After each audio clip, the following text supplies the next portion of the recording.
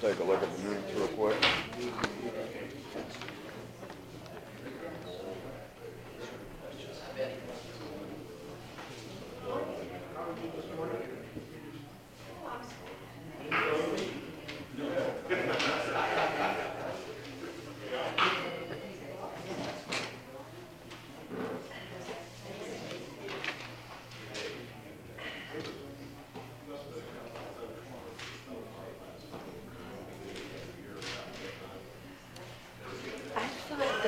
Was $2 million upfront with the $450,000, or did it specifically say over 3 years? I think.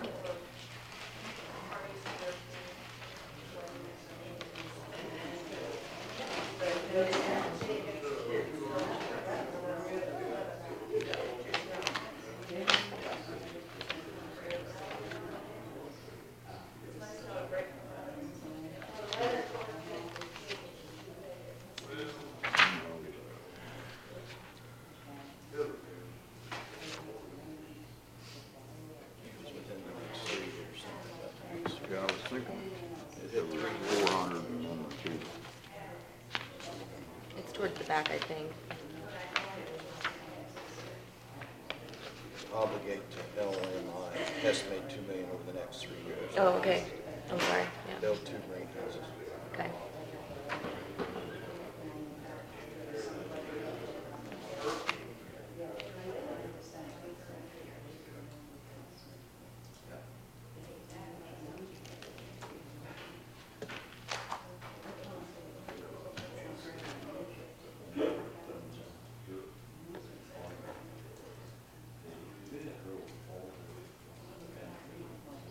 I move to approve the minutes from, I guess, did you call to order? April 23rd, 2018. Yes. I have a motion to approve the minutes. Do I have a second? I'll second it. Any further discussion? Not. All those in favor say aye. Aye.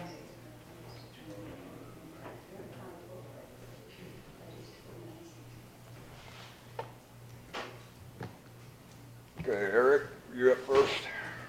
Go ahead, I guess. Pretty close to 8 or 10:15. This morning, Mr. Chairman, I have a change order again to present to you. This is,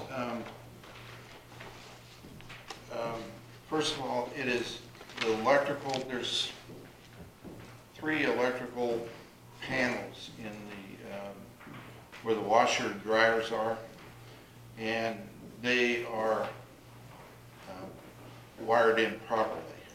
Now, they were going to be in the next phase of work, but while we're in that area, we're thinking that it'd be wise to look at upgrading that so it's code compliant and would perform better for the home. So we have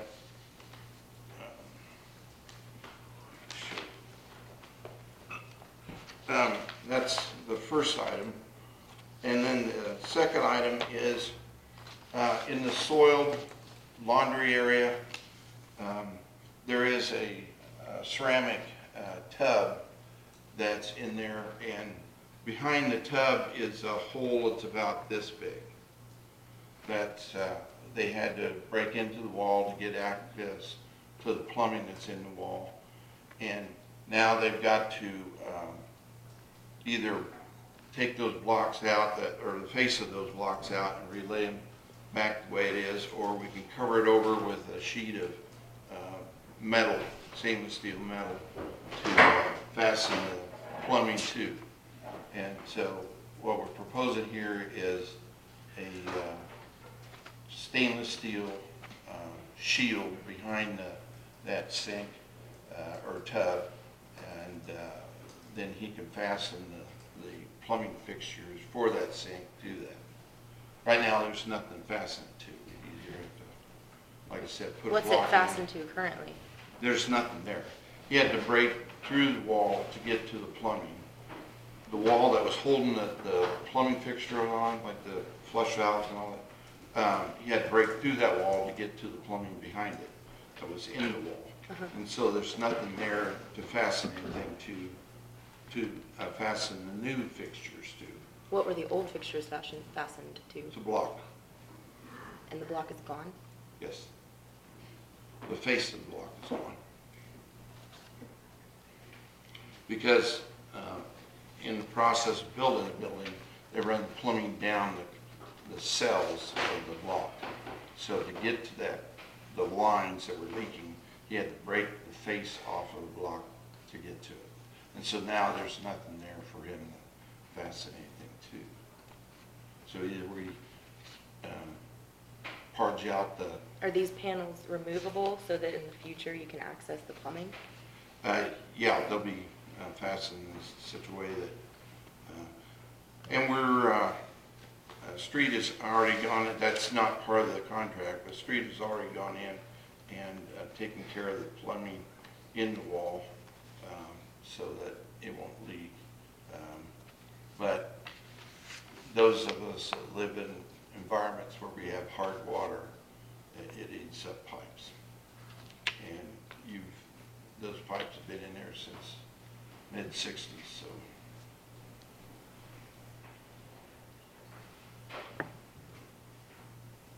That's 6'8" by 6 foot, that panel is? It's, well, we needed to go about 8 foot to get to a place where we can terminate it. And then it's 6 foot tall. So, because the sink doesn't sit right at the corner, it sits about 4 or 5 feet away from the corner. Do you have a picture? No, I don't, I'm sorry. I should have.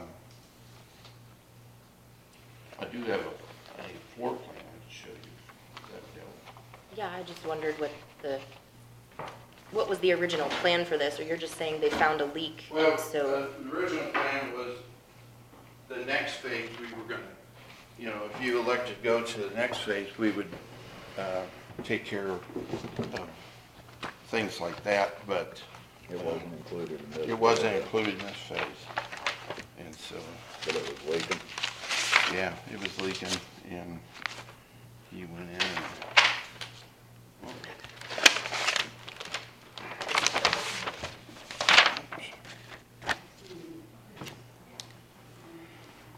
right here is the sink, that rectangular shape, and that wall has a hole about the width of the sink behind it to get access. And to this the whole plumbing. wall is block? And it's actually block with tile on it, and we weren't, Tile on the inside? Yeah. Block on this side with what, drywall on the face? Or? well, it's block on both sides, but there is a section of tile behind this sink because to protect from water splash and stuff like that. And so we would have to put a block face in and then have to find the tiles that fit that size and color to fill that in, or just cover Didn't they it come all through the with. back? They broke through on the back side of the wall, not in the bathroom. No, on the side where the sink is, they broke through the wall. So there's just gonna be a big metal panel exposed in the bathroom? This isn't a bathroom, this is where the soiled laundry is. That's the laundry room? Yeah. Oh, okay. So, and this is a big ceramic sink that's about like that they use for pre-cleaning things. So this room, there is right where that circle turns, there is a break where the wall cuts back a little bit. So we were gonna go from that point to that point. So it just looks 6 like foot it high, originally was 8 put feet in. wide. Yeah, 8 foot 8 inches, it says. yeah. That's approximate. It's a little under that. It's a lot of stainless, that's why it's expensive. Yeah. But we're gonna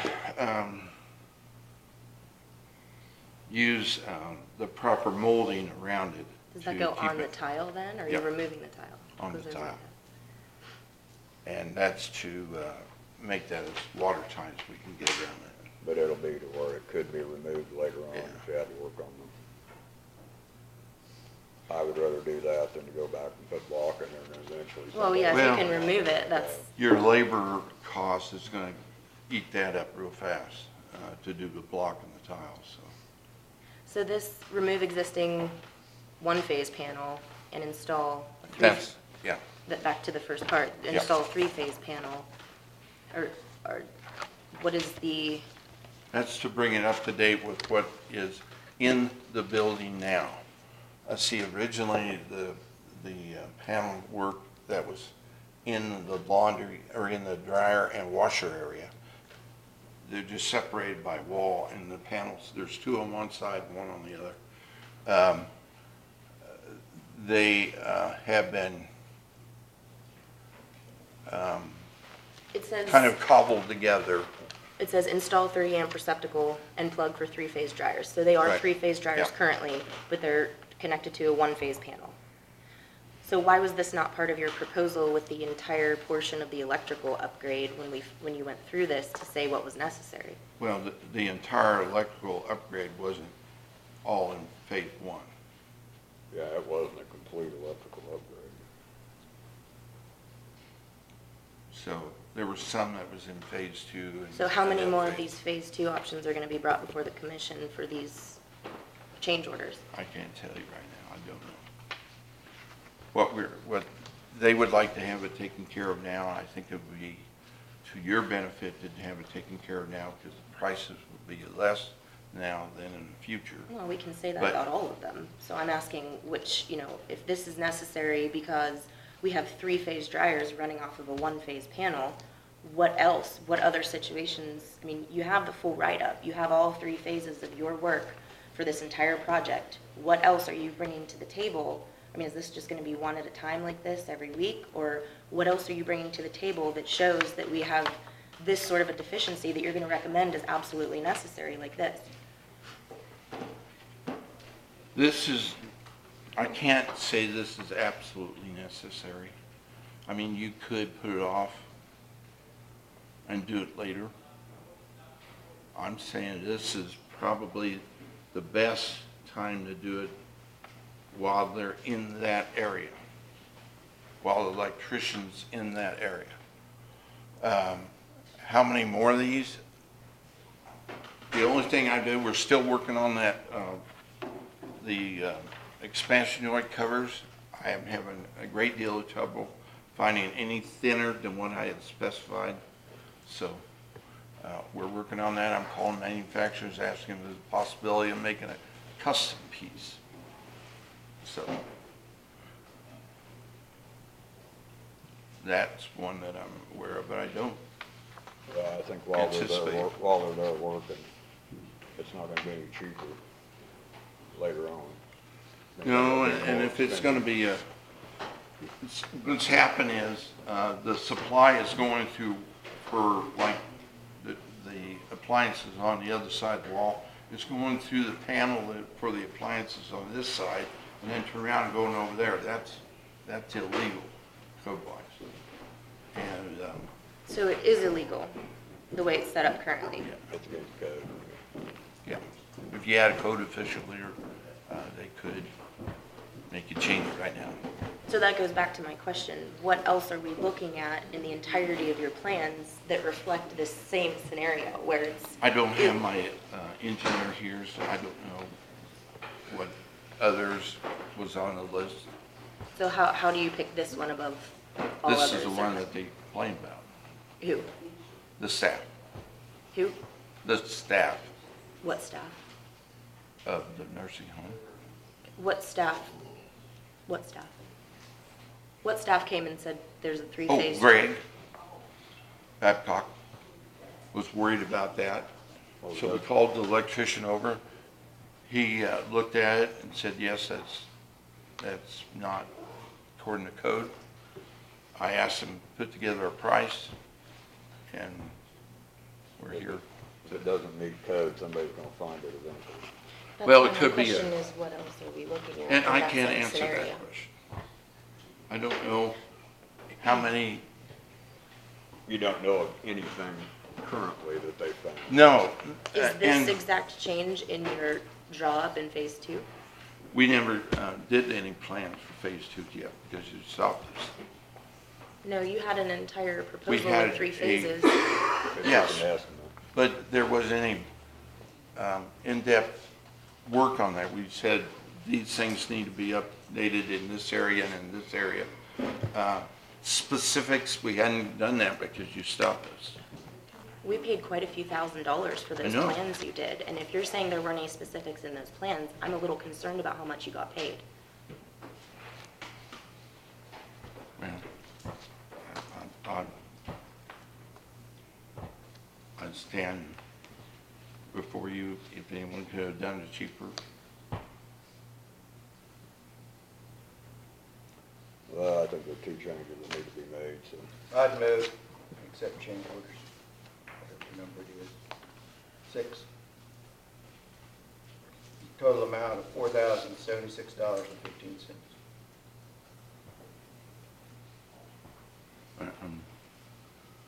Do I have a second? I'll second. Is there any further discussion? I believe if we're going to continue to receive one change order at a time of this nature, it would behoove us to request from the architect and engineer a consolidated, comprehensive idea of what we're looking at throughout the rest of this project. Because to continue to do one thing at a time, I mean, we can nickel and dime and find things throughout the building for the rest of eternity if we'd like. But without an idea of in the future what we're going to be encountering, I would say this is the blind leading the blind. But they've also found things that saved us a considerable amount of money too. Yeah, we were 300,000 under the estimate, and then we cut that 12%. So we haven't even got up to the original bid yet. We're quite a ways from it. So I'm just trying to Anytime you do remodel keep the work, costs down. anytime you do remodel work, there's gonna be change orders, so. There's no further discussion, all those in favor say aye. Aye. Nay.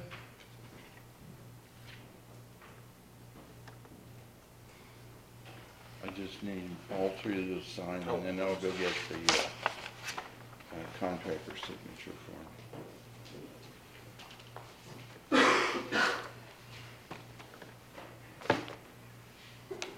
And then you will get a fully executed copy when I get everybody's signature. Thank you.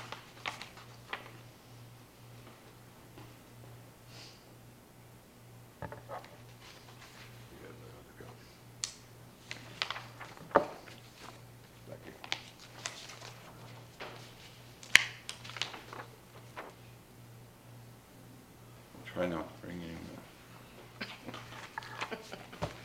I really. Yeah, really bring us one that saves us money next time. All right. I'll do that. Thank you. Thank you, Eric. Do you want to approve that while we're on the topic, or? That was an inside corner, they said, sort of 19. A little more detailed this time. Was that part of the rooms that they painted, or? Yeah, that was part of it. It's an inside corner of some kind for the molding.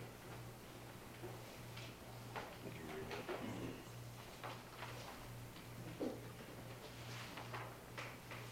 I'll be right back.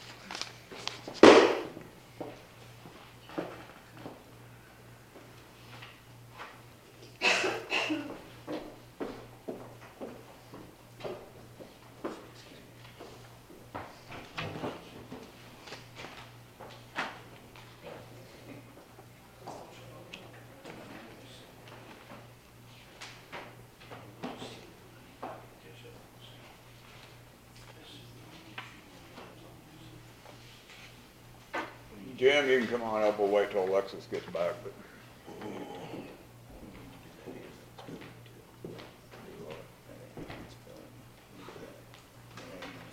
Oh.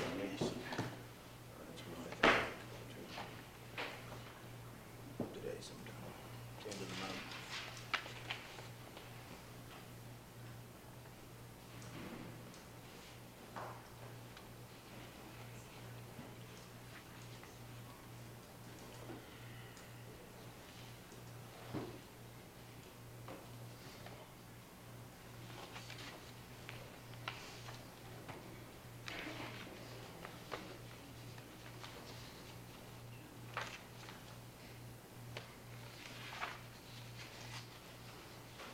The last page is the only page I'm sure of on there. What's that? The last page is the only page I'm sure of. Thank you for your attention. Are you sure? Basically.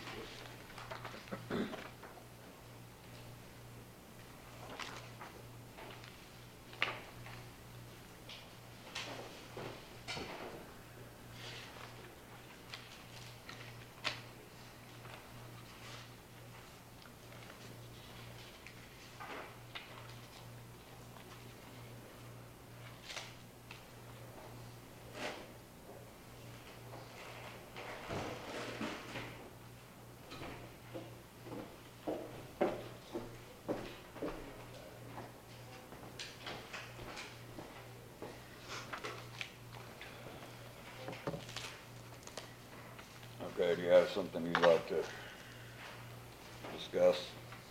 We have, last Monday, well, you know, we made a proposal about the change of ownership of the nursing home. And what we'd like is the decision of the commissioners on our request.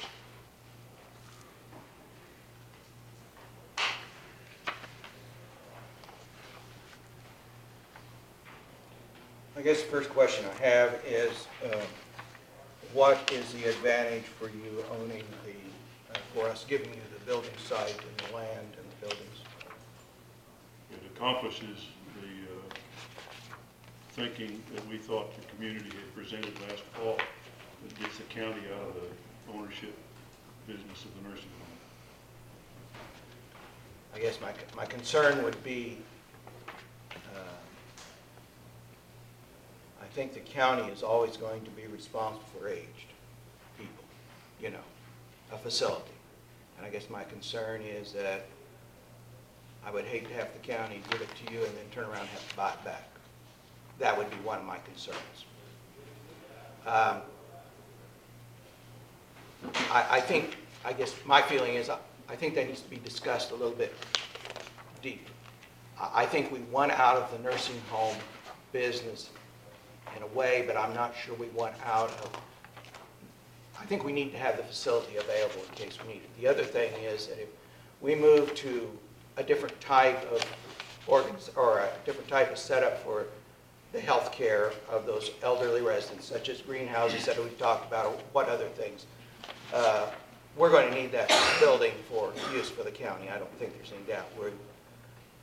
County government seems to outgrow itself, as does state and federal government. We always need more offices, it seems, or more storage space, or more something. And so I guess to give you the building, you said the old part may be antiquated and not be able to use in 5 years. We probably could use that building for something in some phase. And so I guess I'm a little concerned about just deeding the building over to you. I do like your proposal in that we have a local board in charge of that nursing home. I think that's where people will be familiar to take their complaints if they have some. I do not think that we will ever become a 100 or 200 bed facility with people. I think we're going to be a small facility. I think that's probably what the people of this community would like, but I think they want excellent care. And Bob Garrison, who served on the hospital board for many years, one of his philosophies was we may not be the biggest, we may not have the shiniest, but we will have the best care. And I think that, to me, is extremely important, that we have good care. And I guess other than the ownership of the building and that, I don't see too much wrong with your proposal except the $2 million, and I can't swallow that today. I think we need some time to see that this works through, and if we need to build something else or do something else, I think the county residents would be probably in favor of doing something. But to commit ourselves today to an unknown, I'm very hesitant of doing this. I guess I would address also some concerns about nursing home. Seems like I've been involved in this my whole life. And recently I have looked after some individuals that have been in nursing homes as PA power of attorneys for them, as guardians for them. I've been in the big homes, I've been in the small homes. I can tell you now that the care in the small homes is much better than in the large homes. Number one of the great things that those residents seem to thrive on is consistency of people coming into the room to take care of them. That's not true in big cities. I'm sorry. I had a resident or had a person in there in a large facility. He never knew who was going to be in his room, nor did he ever become acquainted with them well enough to identify with them. So I think that's why we need something in this community, a small, family-oriented facility. As we have talked about the change in nursing homes, the greenhouses, John Grace knows that I'm very reserved about that. I'm very concerned about that. However, on the other hand, there needs to be some changes. One thing that I have learned in the last 5 years is that residents probably would function better if they had 2 rooms, one that they had for their bedroom and one they had for their sitting room, just to have a place to get them away from that bed. My mother was a prime example. She had 1 room. She'd stay in bed. What was the use of getting out of bed and sitting in the chair? She was comfortable laying in bed. I think if it had been a different room, I think she would have got out and went in the chair, and I think that's important. So I do think we need to be looking at some changes in the structure of the nursing home. But as for your proposal, Jim, I don't like the money, but I think it's money well spent. When you say that, are you referring to the 450,000? Because you said you're not swallowing the 2 million, but I am not, no, I would not vote for the 2 million. I cannot support the 2 million today, and I probably can't for another year at least, until I see the operation.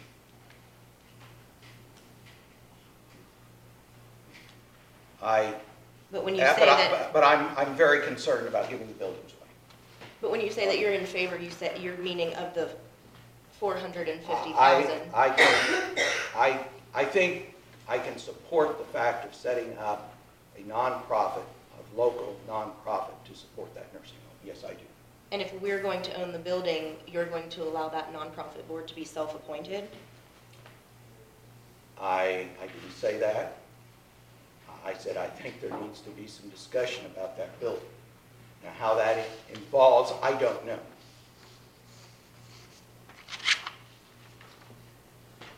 Well, I would agree with Mr. Wallace on the 2 million.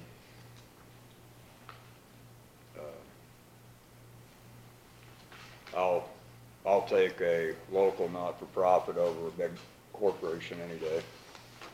I'm not sure how we get there as far as the dollars. And I too have some reservations on the ownership of the building.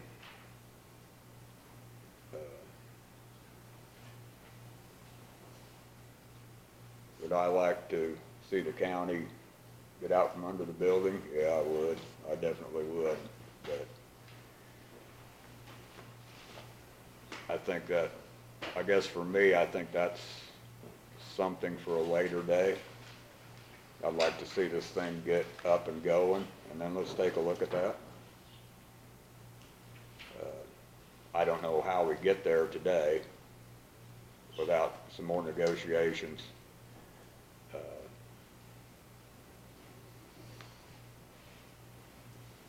If we turn the building over to you tomorrow and it fails, I'm like Mr. Wallace, what happens to the building? Where does the building go? Who gets the building? You understand what I'm saying? But yeah, that's the contract provision is all that is. What's that? That's just a contract provision. I think, you know, we have the hospital, you know, as kind of an example, you know. I guess we have the building. I think the building is ours, but we don't pay the insurance on it or things like that the way I understand it. But of course, we are in control. We appoint the board members, but those are independent. We don't have a voice on that board other than by who we appoint. those are independent people, they can make their own decisions, so,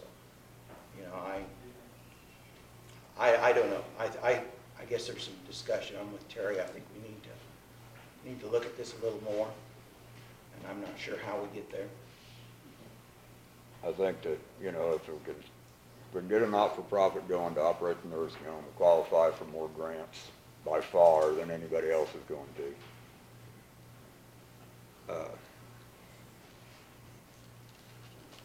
And make sure it's gonna work. I think it's a lot of money. But if we get to the point where we're not doing the maintenance, that's basically 3.5, 4 years worth of maintenance money. So it might seem like a large chunk of money in the beginning, but it would pay off in a short time. I think that there might have been some confusion last week, because I took it that they wanted 450,000 plus what's left of the maintenance fund this year and 125,000 in the maintenance fund for the next 3 years. No, the 450 is equal to 125 for 3 years, and the 75 of the current year, right? Yes, that's correct. Did you get that? Well, I heard that, but understand that's you're not what their assuming the proposal maintenance. said. This for the year next- plus 3 years. Is that correct? Yes. Yeah. They're assuming the maintenance. 75 of what's left, 2018, then 19, 20, 21 at 125 apiece. Yes. Is the total of 450, or are you wanting 450,000 too? That totals 450. 3 times 125 plus 75. I questioned It's in here the someplace. minutes earlier. Because I read it that they wanted the 450,000 and they wanted, Look at the slide, it has that laid out. No, you have it correct in the minutes. It says, The next to last slide. Somewhere under it. Yeah, right here, decisions report. oh, you have and. I'm sorry, I you thought it do. was and. No, you can take the, can we go back to correct the minutes then? She's talking about the minutes for last week. It says that Jim Gabelmann presented a plan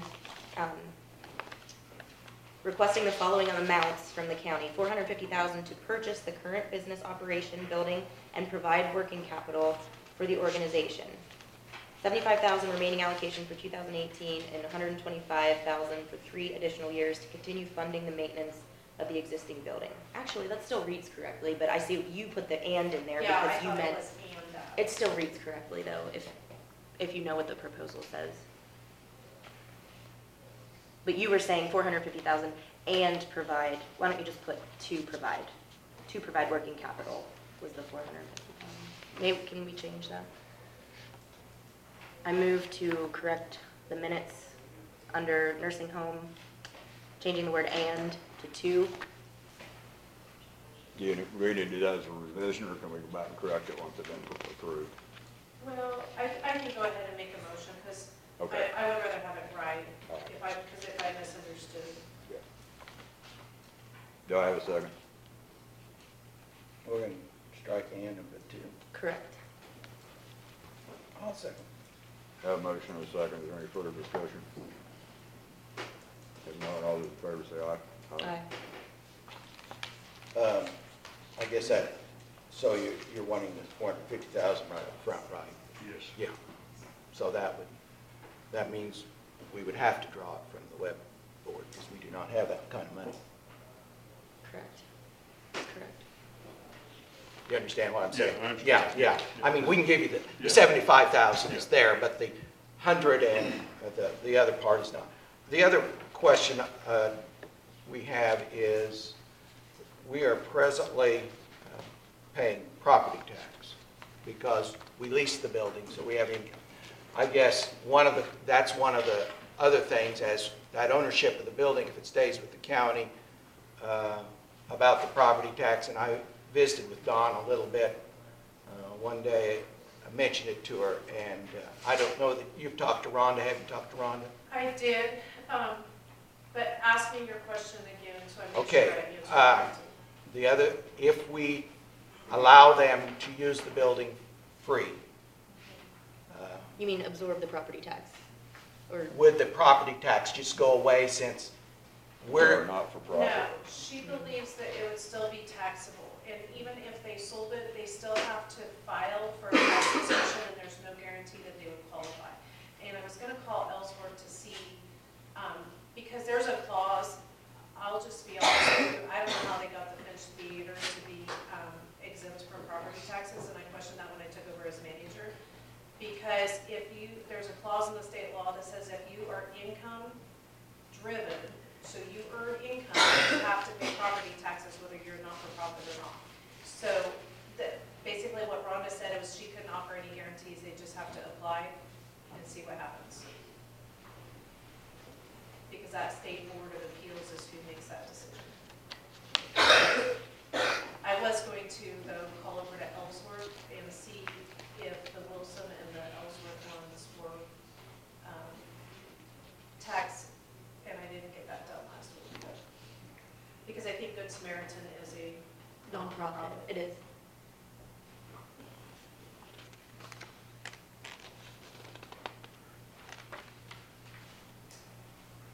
do you have a contract prepared to set up this business? No, Has Mr. Krangle worked on that? We will eventually, but our offer that we have made has been rejected, so we need to, everybody needs to go back and figure out what we're gonna do now. Do you want to gather as a special meeting sometime and negotiate this particular item, or what would you like to do? How are we gonna enter into discussion back and forth to get this worked out?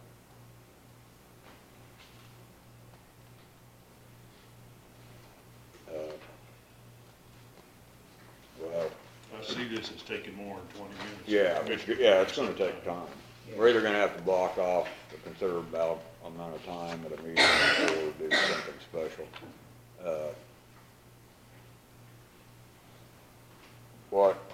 What do you, can you go back and put together your thoughts in a week? Or do you need more Yeah, time? we can come back in a week, next week. I don't know what we're gonna have, but yeah, we can come back, but we probably, before we do that, we probably need to sit down and see what you can go for and what we can go for. I think we need to have some argument back and forth before we put another offer on the table. I haven't spoken my opinion yet, but I guess I will say two things before any other discussion can take place. If you were at all considering going to sell the building, relinquish the building, whatever that may be, we have to have an appraisal. We don't have an appraisal on the building. We're spending almost $500,000 on it right now. We don't have a dollar amount at all. I mean, we have our appraisal value because we're absorbing those taxes, but I think there needs to be a professional appraisal of the building, just as a talking point, so that we have substantial numbers and we know what we're dealing with. Even in the event that, as you said, something should change, ownership should change, we have at least an idea of the value, the numeric responsibility of the building. Secondly, I don't see how the commission could ever move forward in any kind of negotiation process without an audit. If we are being asked to be investors in a substantial, basically to incur a substantial interest in a business, I don't see how we can do that without an audit. We have no idea what we're working with. So I would say an appraisal and an audit are the very foundational layers of any discussion. And that's my professional suggestion.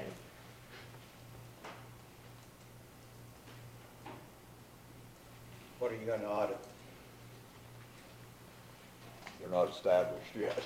What's Are you that? talking about an audit of previous years, previous owners, or are you talking about, what are you talking about an audit? Because they're not even an entity yet.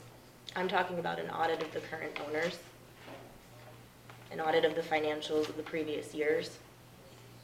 I believe that if it's going to become a matter of public interest and public investment, that should be disclosed. If there's nothing to hide, no one should be worried.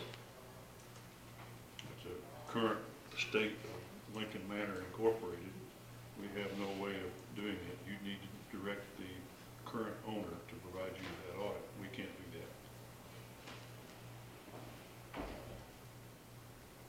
that's not something within my purview.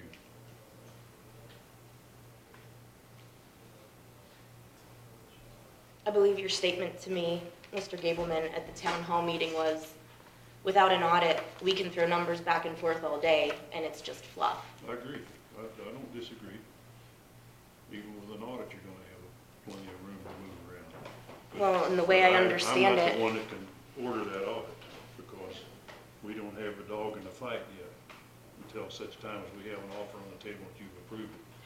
So I to get the will- audit, you need to go to the current owner and say, we need an audit of the Lincoln Park Manor. You are comfortable in investing as the nonprofit without requesting an audit from the company that you're purchasing from? Not yet, but I can't request the audit. Why not? Until such time as you have approved me.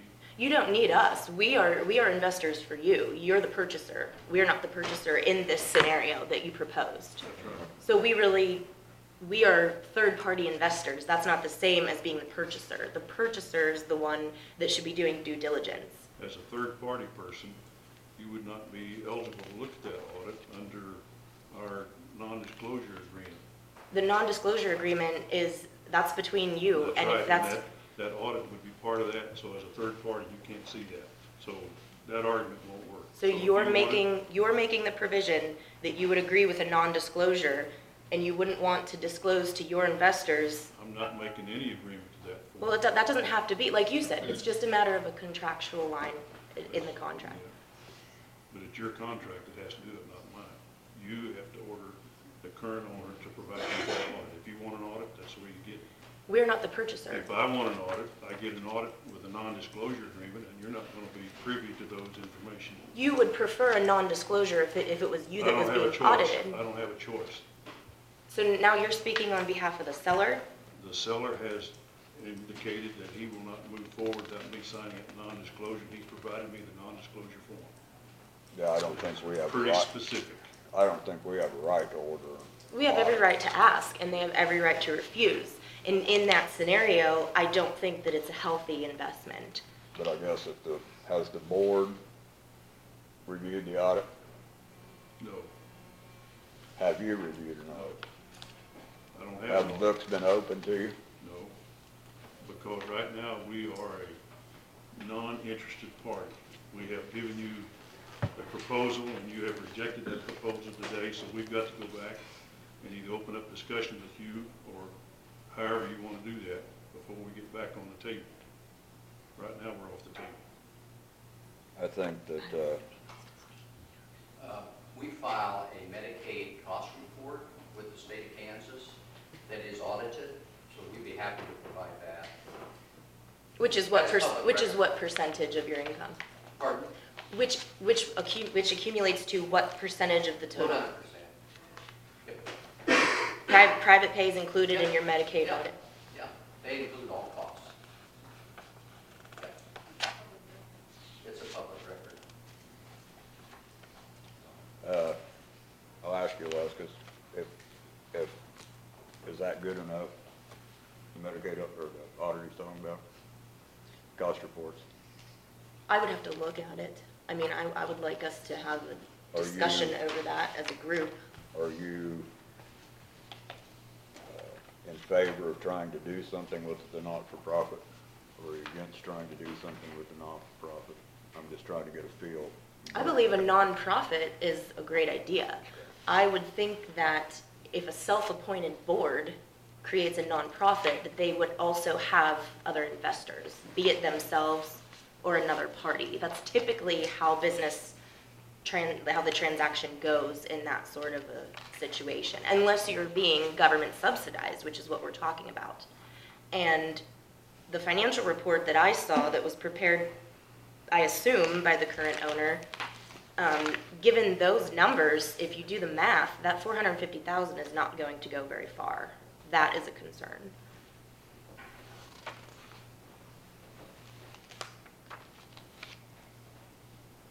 Well, I think they stated that they need to get to a certain point before it's break even, correct? Yes. Certain number of beds before Yes. it's break even. It has at times been there in the past, and sometimes it hasn't been there. That's right. through his.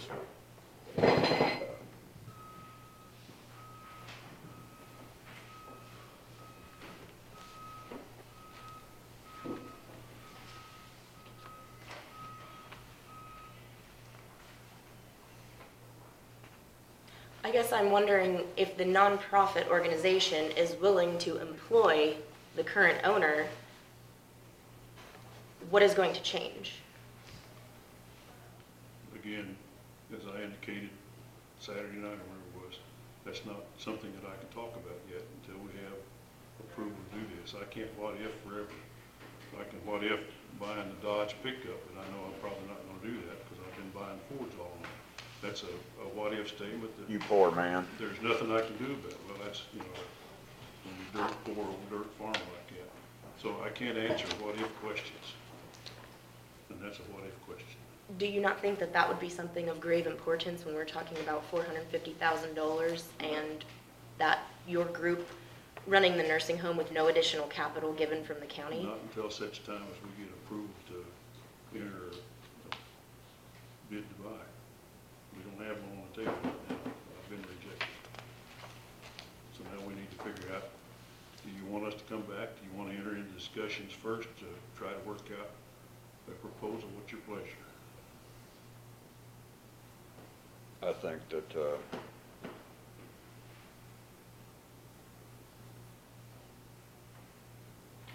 we agree today that the 2 million is off the table. Is that, Okay. you know, I said something last week, it was an all or nothing, and you said pretty much. And Yeah. can we proceed knowing that for the time being at least, whatever, I don't know who's gonna decide what in several years, but for now, the 2 million is off the table. We'll need to have some board meetings to go back and revisit the entire question now. Okay. Does the Medicaid yearly audit provide numbers of debt? Does that show debt? But you'll have to ask John that. It's in the debt section on that. Yep. So are we going to find that the Medicaid numbers reflect the exact proposal that we were shown last week? Well, it's for the previous year, so it's for 2017. So you didn't necessarily own it except for 6 months of that year? Yeah. But it'll have all the numbers for the year. For the year, the For the calendar, year- is For that the a calendar year? year, January through December. And am I to understand that since you've purchased Lincoln Park Manor, you have incurred additional debt to what was, to the debt that existed when you purchased it? Yes. You also want to profit on your investment dollar amount, No, I'm not asking for a profit. and you're not going to sell home health care as a part of the package. That's correct. And it has been assumed by the employees for many years that home health has been subsidizing the income of the entire operation. But last week you said that it hasn't been making money, so what is the actual truth? No. All I can tell you is my analysis when we took over. That doesn't mean anything. Last week, I said that when we first looked at the books, we thought that it might be profitable, but we could see that not all of the costs were being allocated to the costs of running the program. So when you take the overhead of having an office in the building, part of the workers' comp for the employees, the insurance, the time of Kristen to manage the program, then at best, it breaks even. In previous years, it's lost money. So it would be my assumption that your administrator's salary. So now you're considering, because you're separating the businesses, you're considering there to be an overhead cost, which didn't previously exist because it was operating as one business. No, it always had an overhead cost, it just wasn't being reflected in the allocation. How can that not be reflected when you're running your books together as one Yeah. number? You're paying all of your employees regardless as one, Well, when you begin to look at what's the real cost of operating the home health program. separately, I understand what you're saying. Yeah, but you're still subsidizing the program, even though the money comes in one pot. you're subsidizing the program. So you're willing to just continue owning a business that's not making any money? No. Out of the No. goodness of your heart, or? No, I'm not. I'm not gonna continue it. So why is it not part of the sale package? Pardon? Why is the home health care not? Health is going to a nonprofit organization. It's taking it off our hands. It's going to be used in other areas of the state. It will continue to offer services here. But you're spreading the costs out over a larger area is what you're Yeah, saying. yeah.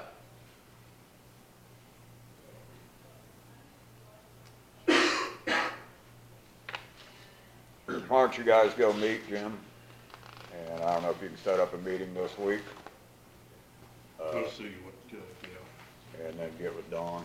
We'll be going back to 8 o'clock next week, correct, Dawn? Is the nonprofit purchasing the company and assuming all the debt liabilities with it? That's the whole idea. I think it states in here what the, I think that's listed. So, John, you said you're not asking for a profit, yet you're asking to walk away with a payment, but all of your debt is going to be covered by the new owner. I'm very confused about that one.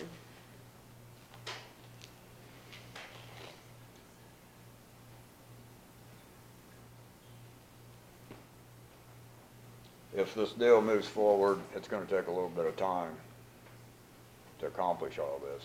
I mean, I'm not saying months and months and months, but I think your contract with us ends May sometime this month. I think a couple of years. Oh, is it, was it a 3-year? I thought it was Yeah. 1 year. Okay, so you're gonna continue to run under your license until they get set up? We're not gonna do anything that would jeopardize the health or safety of the people who live there. So we're gonna work very cooperatively with the new nonprofit and the county to make sure the residents continue to get good care. Because I assume that it's gonna take them 6 months to get a license? Or are they gonna, is the license gonna transfer with the Yeah. business? I think we do the sale and then process everything from there on. And that license will transfer, Yeah. It'll probably take 90 days to get the transfer work done. Do you have an answer for my question? Pardon me? Do you have an answer for my question about if your debt is going to be assumed by the new purchaser, how is it that you can say that you're not requesting a profit when you want a payment to? Because we've taken no profit out. We've operated under the expenses to make the thing stay open. That's not the same as receiving a payment in There- excess of what Yeah. you paid. That's Do not you- the same most of concept. the time when you buy a business, you're gonna get at least a portion of the debts of that business along with it. Have you looked at the Because, numbers? because a lot of that, I mean, there's Yeah. collateral involved for the debt, mean- there's, Do you consider it a profit that I put money in to make payroll? Is that a profit? We're incurring your debts. No. If I put money in to Not make we, the payroll, nonprofit. is that a profit? That's not a profit. Have you not calculated all of your debts in the report that you have shown? Yeah. All the net losses? debt. And those are to be That's incurred, not a profit. Debt is not a profit. and the debt is to be incurred by the new purchaser? Yes. And so that debt then is no longer yours, and when you receive a Yeah. payment in That's not a excess, profit. when you receive a payment in excess 12 months later from your Yeah. purchase price, that's called a turnover and a So, percentage of a if- return on your investment. If I buy your house and pay the debt on your house, then you made a profit.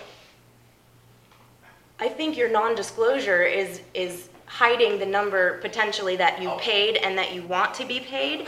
And the point is, if you paid, The board is gonna see all the financial information. It's just the non-disclosure just means that they can't go and publish it in the newspaper. to go back to your scenario, if you pay me more for my house than I purchased and you pay my debt, that's absolutely a return on my investment. Of course not. You gotta go pay the bank. You gotta pay the debt off at the bank. Your debt is, you just admitted that your debt is being covered by the new purchaser. You That's why guys it's need to go disclosed on the fight. financial We statement. need to fight later. We got things to do. yeah. We have a I'll call copy of the Dawn public and see when would be appropriate You got something, David? Yes, only because I recently went over a similar issue with my own account. My own corporation recently formed a new corporation in the state of Kansas. When a corporation is sold or dissolved, any debt that that corporation has, which is either written off or transferred to the purchaser, is known as goodwill. It is absolutely a gain to the seller as the IRS recognizes it. So when you purchase a business, if you assume any debt from the prior owner, that is goodwill. That is essentially profit. Now, it may not result in profit on someone's tax return, but if I sell my business tomorrow and I have $500,000 debt, even if the new purchaser pays me $1, in most circumstances, the IRS will recognize that the purchaser, or excuse me, the seller, I gained $501,000. And if I don't have any other offsetting losses in my other corporations, that is absolutely a profit, at least as the IRS might recognize it. Okay, but Correct. I'm not a this is CPA, I'm all not about an it. attorney, that's That's only my personal experience. Thank you. This is all part of the contract negotiation, has nothing to do with the current issue. We have, do not have approval for our thing we presented last week, so we'll go back to the board and see if we're gonna do another proposal, and we'll get back with you and let you know what's happening. I would Okay. also like to suggest there's something called a case study and it's a viability assessment. That would be a really good investment for any new purchaser. It's the protocol for a situation such as we have where the 15 nursing homes were taken over by receivership. The next process after the receivership, when the state comes in and takes over the financials, they do a viability assessment. That will give you a much better understanding of the numbers and your potential projection. And companies do that. You can hire companies to do that professionally. Did it? We done? Thank you, Jim. I'll make a short comment. Sure. You have to pass the bill before you can find out what's in it. Okay, Nancy.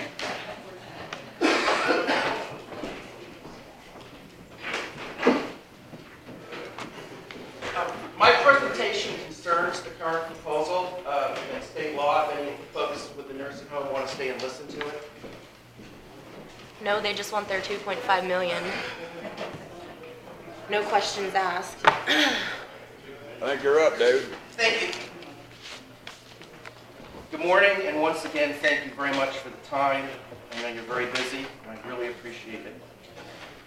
Dawn, I gave you copies of the documents that I'm handing out in the meeting. If you can just distribute these. These are two Kansas statutes, KSA 19211 and KSA 19101A. They both concern the nursing home and the current proposals that have been offered to the commission. As you will see when you read KSA 19211, and you can look at this online, or I'll post this online after the meeting, this is a very important Kansas state law that protects county public property such as the nursing home from being sold, transferred, leased, purchased, or disposed of without a unanimous decision on the part of all three county commissioners. It is my opinion that without a unanimous vote, you can't proceed to work with any group, nonprofit or otherwise, that involves a takeover of this property. And most importantly, KSA 19211 provides for a citizen petition to block any unanimous vote this commission may take. If the petition has the required signatures, it will force a county-wide voter referendum before any sale, transfer, lease purchase, or disposal can take place. Without all three commissioners voting aye and a unanimous vote on such a matter, it is my opinion you may be breaking state law if you try to sell, transfer, lease, purchase, or dispose of the property, or do anything which sets up a local group to have an advantage over any competitive bids for this property. And even if you do vote unanimously to sell, transfer, lease, purchase, or dispose of this very valuable piece of public property, if anyone thinks the deal is ill-advised, they can gather signatures and force a county-wide referendum vote on this matter per state law. Last year, you renewed a 3-year lease. You failed to collect unpaid rent, and then you invested hundreds of thousands of dollars into the nursing home. And I know you had nothing but good intentions when you did this. You also chose to continue doing business with the current corporation instead of soliciting bids for other nursing home operators to lease the facility, something you had the authority to do. You did all this while blocking a motion to call for a countywide voter referendum that I believe Commissioner Flew offered this board. Let me be very clear. KSA 19211 prohibits you from handing over this property in just about any way without the unanimous vote of the commission and the consensus of the electorate of Lincoln County. We do not need Lincoln Park Manor Incorporated in order to have a nursing home in Lincoln County. Mr. Grace is not the only person who can save our nursing home from the red ink it appears to be bleeding. I believe he has had ample time to turn around the nursing home. It appears the nursing home may now be even worse shape, even with all the forgiven and uncollected rent and the hundreds of thousands of dollars of improvements this county has recently made. And I believe there may be credible evidence that supports my opinion. Before this county provides even one more penny of assistance to the current corporation or any local non-group that may be affiliated with the current owners and management of LPM, including those that apparently have signed non-disclosure agreements with them, I would like this commission to investigate, and I repeat, investigate, whether Mr. Grace bought a controlling interest in LPM Inc. for as little as $60,000, because that is what I believe Mr. Gabelmann divulged at the informational town hall on Friday night. I would also like this commission to investigate, and I repeat, investigate, whether Mr. Grace has spun off what I believe may be LPM Inc.'s most valuable business segment to an out-of-county corporation, despite his protestations that he made today. I believe I also heard Mr. Gabelmann disclose Friday night that LPM Inc. indeed spun off its home health business to an outside corporation, which I believe means that all that cash flow is now gone. Gone from Lincoln Park Manor Incorporated. I don't know if this is true, which is why this commission needs to investigate and substantiate this. Remember, you're the landlord. This corporation owes you tens of thousands of dollars of rent. You have recourse provisions in that lease. You could kick them out with notice and find someone else to run the nursing home. If you want to audit them, if you want their corporate tax returns, if you want anything from them as a landlord, you can simply ask. And if they say no, then try and collect the rent, and then maybe you can come to an agreement.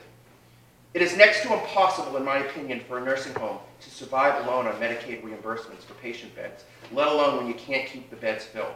They need the home health business. I'm very fearful that if this isn't confirmed, if the home health business segment was spun off to an outside corporation owned by Mr. Grace or a nonprofit that he's affiliated, then that business segment alone is worth far more than the $60,000 I heard he paid. Sometimes when an organization is struggling to pay its rent or other bills, or maybe at risk of becoming insolvent due to continued losses like we saw with the financial disclosure they made to the commission last week, it is not uncommon for savvy investors to come and pick through the assets and spin off the good parts while leaving someone else stuck with the remains. It is known as vulture investing. It's actually something that Kelly Larson warned me could happen if an outside corporation came into Lincoln County and then took the goodie out of whatever they took over and took it out of the county. I believe Kelly Larson had very good a view on the things that can happen. I believe we have a very improved, valuable piece of property that can be used as a nursing home for the benefit of the county. I believe there are other nursing home operators who have their own money, who can hire every one of the LPM employees and give them and the patients of LPM a better, brighter, and more stable future. I thoroughly accept the good intentions of the local group that formed to try to save the nursing home, but I am very concerned that they may be receiving guidance by the same folks who came before this commission last year asking for the property and millions of dollars in public subsidies. Are you aware that Attorney Krangle appears to be part of this local group that is asking for substantial public monies to take over the building and the nursing home operation? Can the commission confirm if this is true? Are you aware that Attorney Krangle apparently represented the owners and managers of LPM in the past? In fact, the County Commission meeting minutes record that on May 8, 2017, County Commission meeting minutes evidence that Attorney Krangle, County Attorney Jennifer O'Hare, Kristen Robinson, and John Grace went into executive session with this commission behind closed doors. Whatever took place last year behind those closed doors hasn't, in my opinion, worked out very well for Lincoln County, its patients, the employees, and certainly not the taxpayers. We are still owed, I believe, tens of thousands of dollars in back rent. And as the document handed out to the public last week shows, the nursing home now appears to be losing a lot of money. I recall that Mr. Grace came before this commission last year at one point asking for the building asking for a substantial amount of public money to build even more nursing home care beds, and then noticed his intention to take over the nursing home.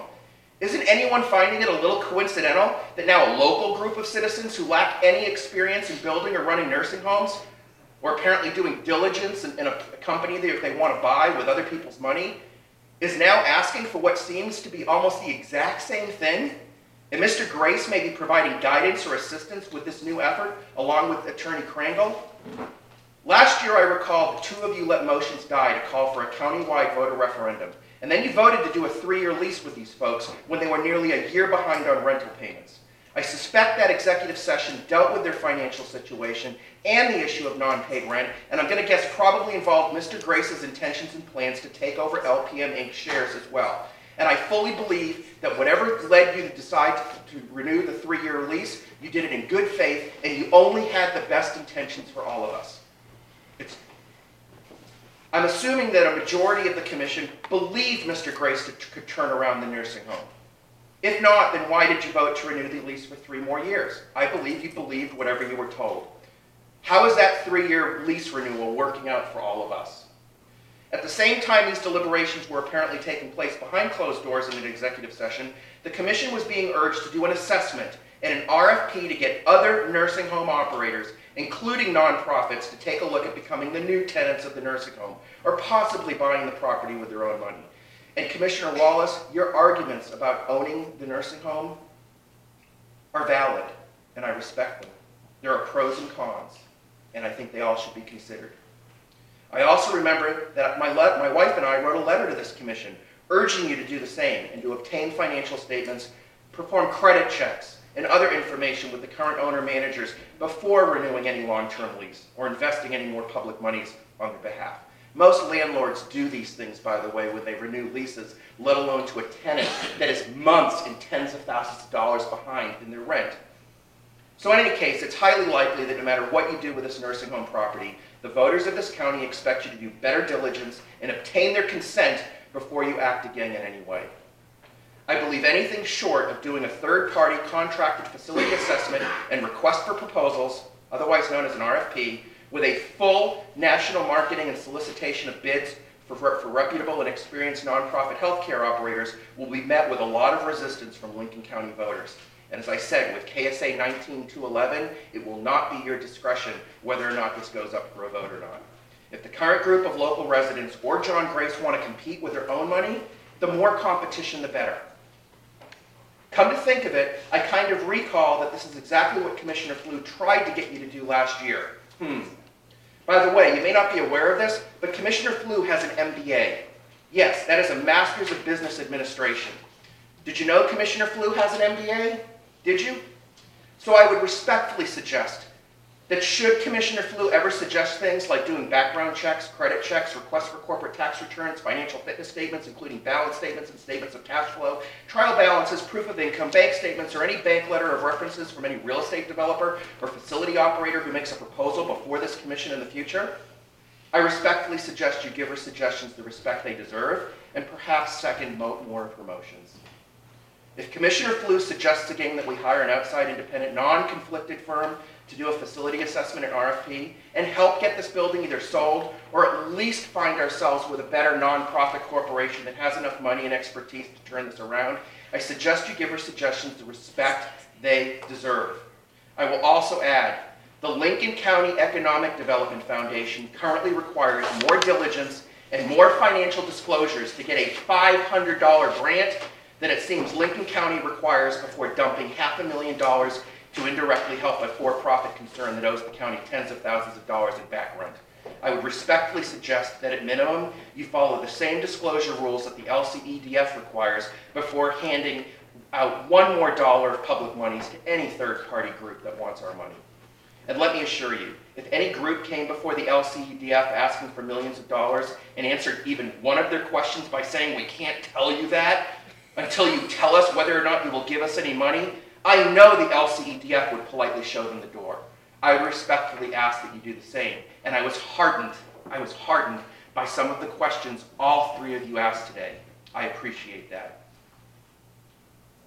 And let me assure you, now that I gave you these two statutes, I want to talk about KSA 19-101A. That is a statute that lists exceptions to home rule authority. Home rule authority is where the state actually allows counties to exempt themselves from certain state laws. For example, when you levied extra taxes on all of us for the elderly service tax, or even when you did the pilot agreements, you exercised home rule authority under KSA 19-101, and it was legal. However, the state gets a little sensitive about certain legislative acts they don't want counties monkeying with. They list those special exceptions in KSA 19-101A, which I gave all of you a copy today. And as you can see, this statute, KSA 19-101A, Section 17, states, counties may not exempt from or affect changes in the provisions of KSA 19-211 and amendments thereto. So you can't monkey with this law. Thank goodness for KSA 19-211, and thank goodness that 19-101A prevents this commission from exempting itself from this very important state law. I believe the majority of voters in this county now expect you to do what you failed to do last year. Please bid out for an independent professional firm to come in and do a top-to-bottom facility assessment of both the business operation and building, generate an RFP, and get this nursing home business sold and off the backs of taxpayers once and for all. I fully respect your decision whether to just find somebody else to lease the existing building or sell the building. I think you can make it work in either scenario. Good intentions and all the win money in the world will not save this nursing home. If you really care about the employees of LPM and the patients and residents of the nursing home, please do not turn this facility over to a group of well-meaning but totally inexperienced local citizens. Stop acting to prop up the current management and owners of LPM Incorporated, and stop blocking motions to seek other alternatives. There are many other nonprofit operators who have plenty of their own money and experience running outstanding nursing homes.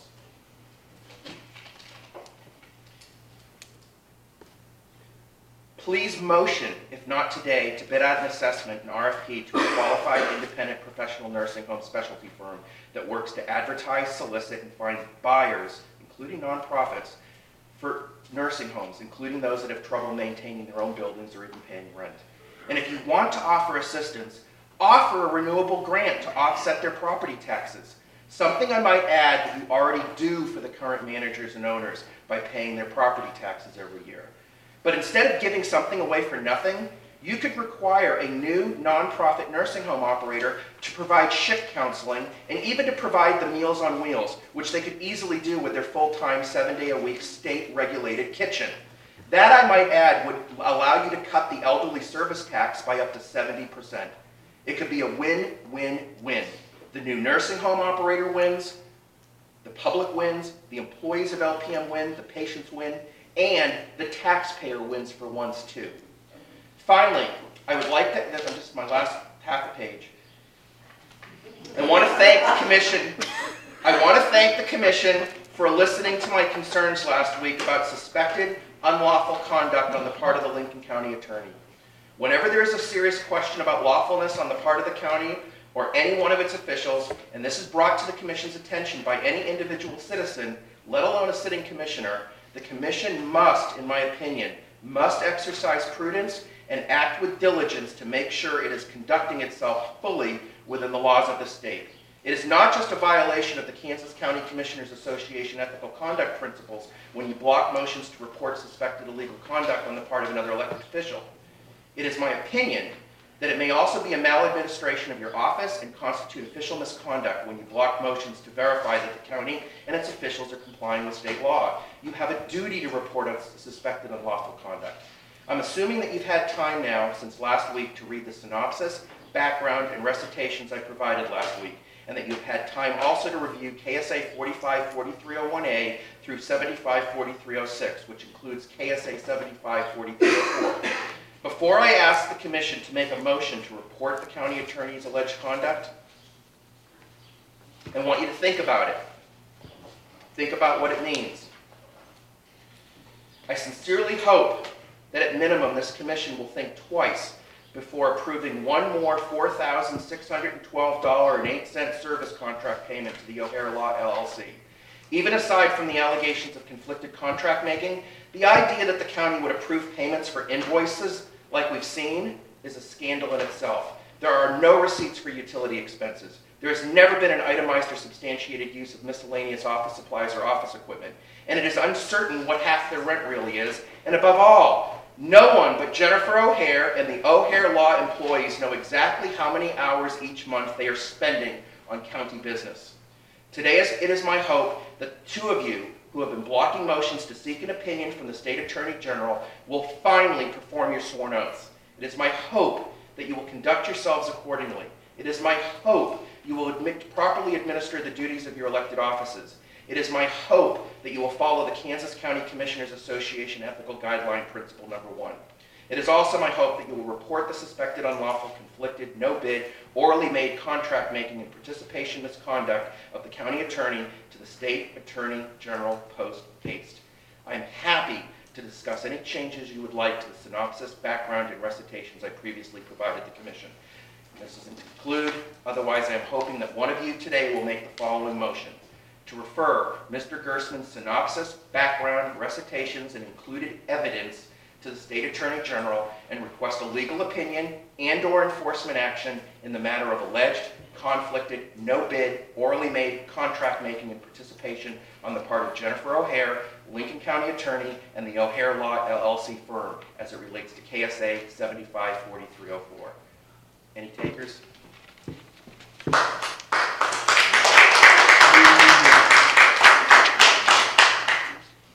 You're up, Michael.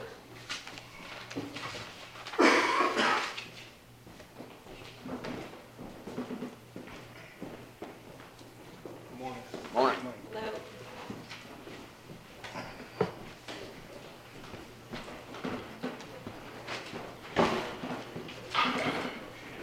I have an update on our high-risk rural road signage. As of last week, they have got all the footings put in place on the entire project, and this week they're going to start going around putting the posts and the signs in. They've used 14 working days getting the bases in. I'm guessing it'll probably take about another 14 working days to get this accomplished. They do have 26 more working days left, but they should get that done fairly quickly here, I believe. The other thing I have today is if we're going to make a decision and discuss the equipment bids that we opened last week. I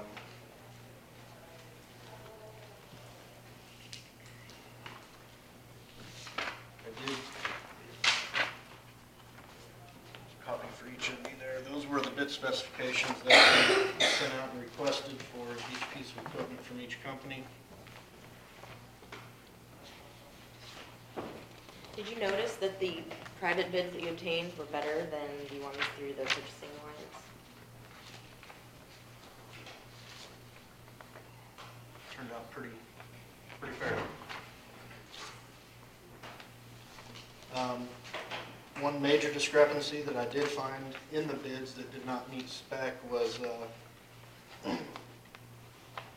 Murphy Tractor did not do a $7,000 trade price. It was a 5,000 hour trade price, which would greatly affect that number if you guys are going to play a trading price into the end bid. But I do believe that Foley Caterpillar came in well below Murphy on the motor graders. I would just like to take a moment to tell you that I think it's inappropriate for you to go to lunch with the bidders on the same day, especially locally, when they're presenting bids to the commission. It shows a viable conflict of interest for our county, and I would discourage you from behaving in that manner. He doesn't have a decision on it. It doesn't matter.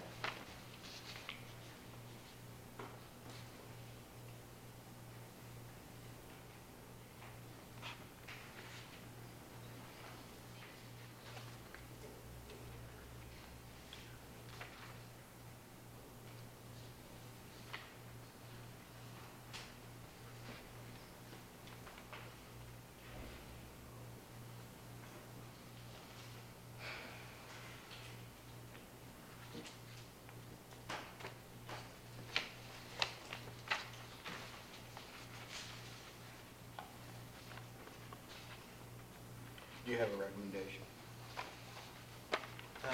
Based off of prior experience through the Caterpillar and the John Deere's that we purchased last year, I would recommend the Caterpillar machines.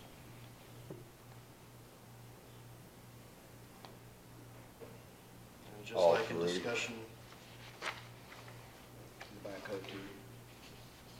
I would recommend. You know, just like we had discussion last year when we were making purchase price, or purchasing equipment, you know, one factor that plays a huge role in it from our end of it is the service that we do get from Foley Caterpillar, that we do not get from Murphy Tractor. Well, last year, didn't we run into about a 4 to 5 month delay on getting them It delivered? was extensive. And I will say that the John Deere 670s that we currently have, the transmissions are designed to kick out when you put them under a load. I don't know if they're trying to protect their transmissions from wear or what, but if you're moving heavy loads, it will kick you into neutral.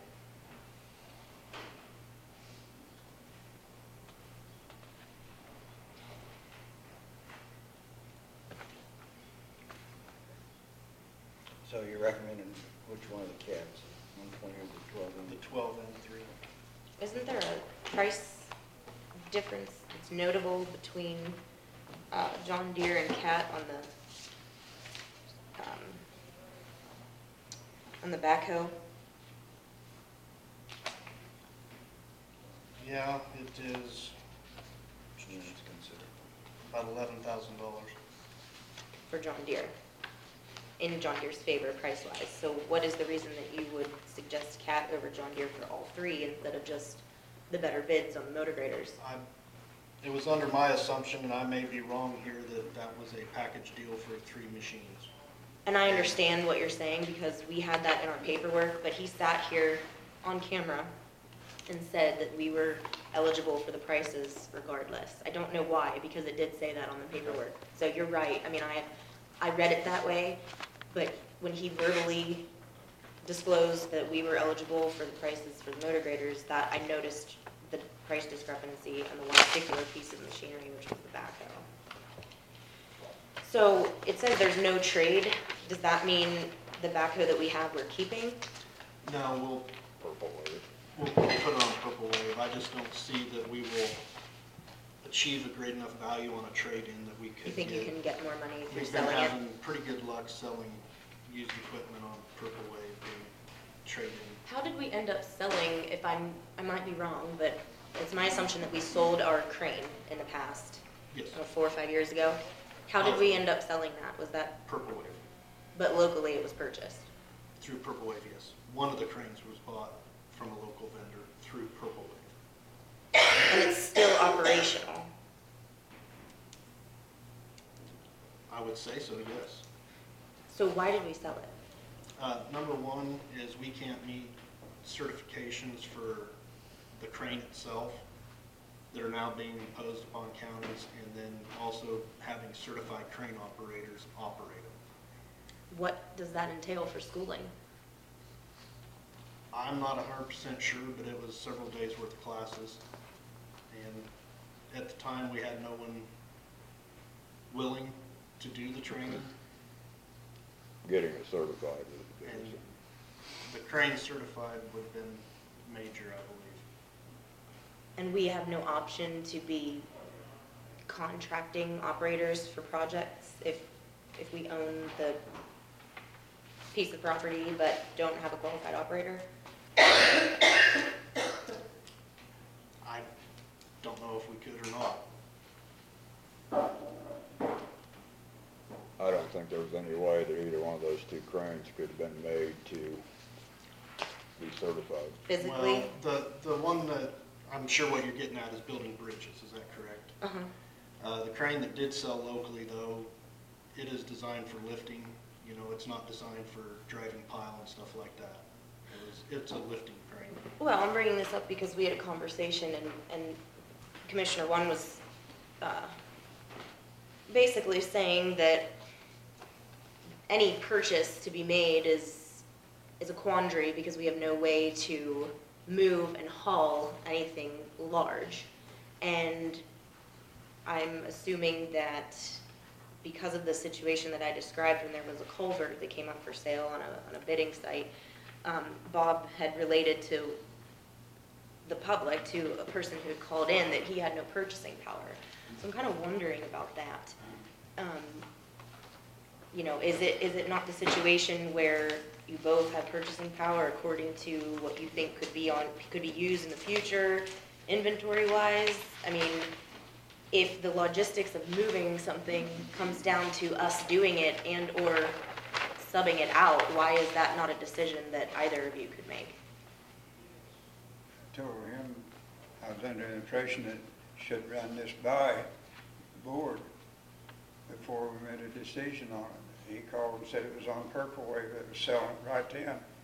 And I didn't feel I had the authority to say, okay, yes, without the board's approval.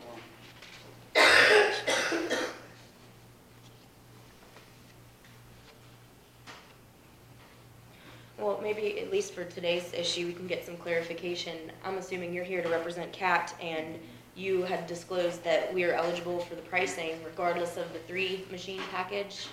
When you asked what the pricing was, it's individual, correct? I asked you the same question when you presented the bid. Right, you asked what would it be if it was individual. That's a 3-machine package price with all 3 machines with warranty and maintenance included on all 3 of them. You are aware that I Right. videotaped the meeting Right. when you said that we are eligible for the same price whether we buy all of them or not.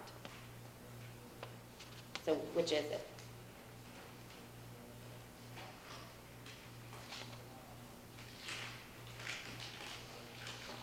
I was under the assumption that that pricing is for a 3-machine package price, right? So if you break it out, of course it's gonna be different than what it's showing. What would that be? Do what? And what would that number be if it was the motor graders exempt the backhoe? Well, I don't know it off the top of my head. I mean, you got the 70 or 7,000 hour warranty and maintenance and everything figured in on the 2 motor graders, and then you got the backhoe with maintenance, warranty, it's all figured into.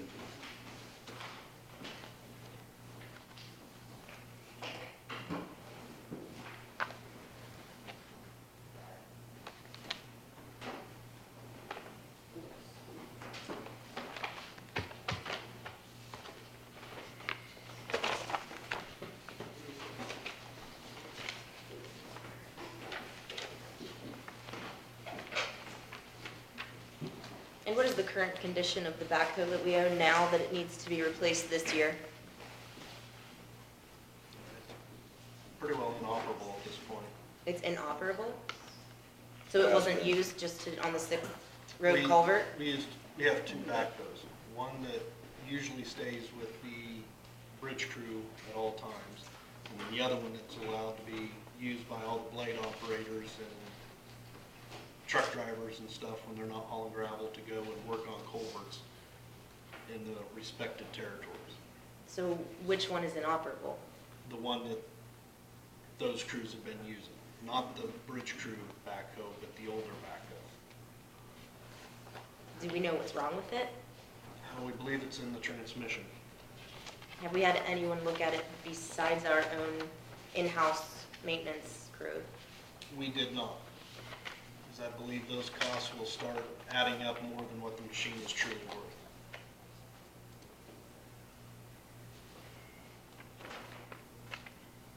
Can't remember, what is it, 92? I think that's right, yeah. I don't remember how many hours are currently on it. I mean, there's a lot of repairs other than that we're gonna be coming due. You know, there's almost all the cylinders on it are starting to see, they're gonna have to be overhauled. The extendable dipper on it is almost to a point where it's gonna have to be replaced, the wear parts on that.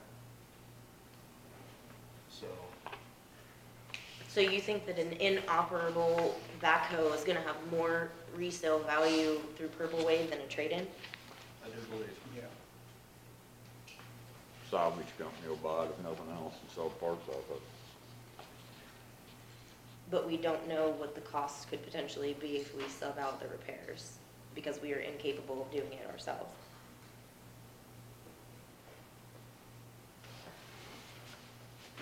I wouldn't say that we're incapable, I just think the cost of those repairs are gonna be You say it's a 1992 model? correct.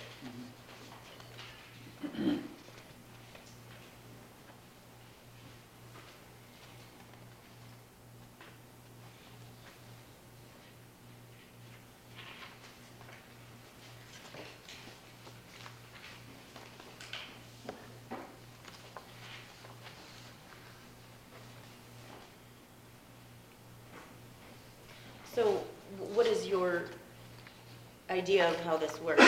You're going to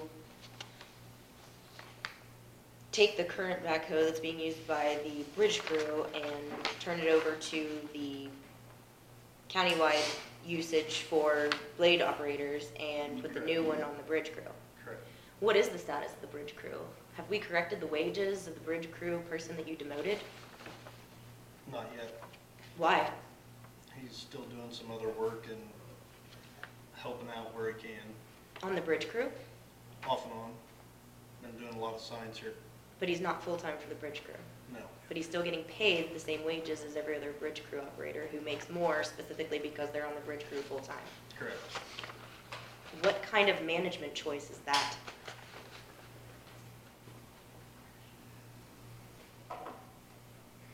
And I think we discussed that before, some evaluation type stuff that we're working with is one of the reasons. It's my understanding that the commission approves wages based on the position that they get, and you demoted him due to circumstances you have yet to disclose, but now we find out he's still getting paid the same amount as when you brought before the commission his wages to be approved for a specific job that he's now not performing. Like I said, some of the issues we're going with it, so, trying to get corrected.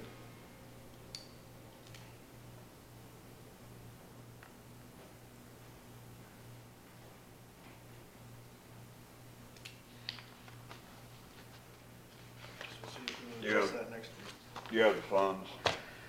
And, Well, if we're having this many issues with the bridge crew, why are we getting a new backhoe this year? I mean, shouldn't we be ready to receive that kind of equipment and have everyone working their correct job with their correct rate wages before we bring in brand new equipment? I mean, this concerns me. You understand that we're talking about one backhoe for the entire county.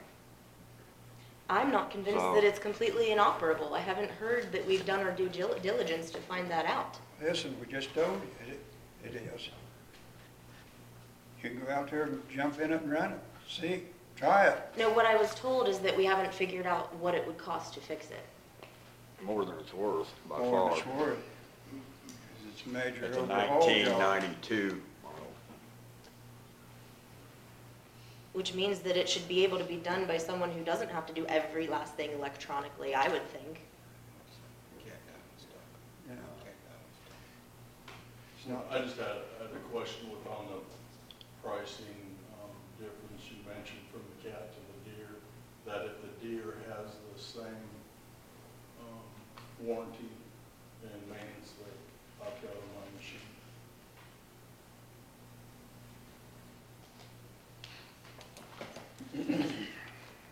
Well, I would like to know the numbers for the motor graders without, because I don't see that the request solicited to your company was made for the package.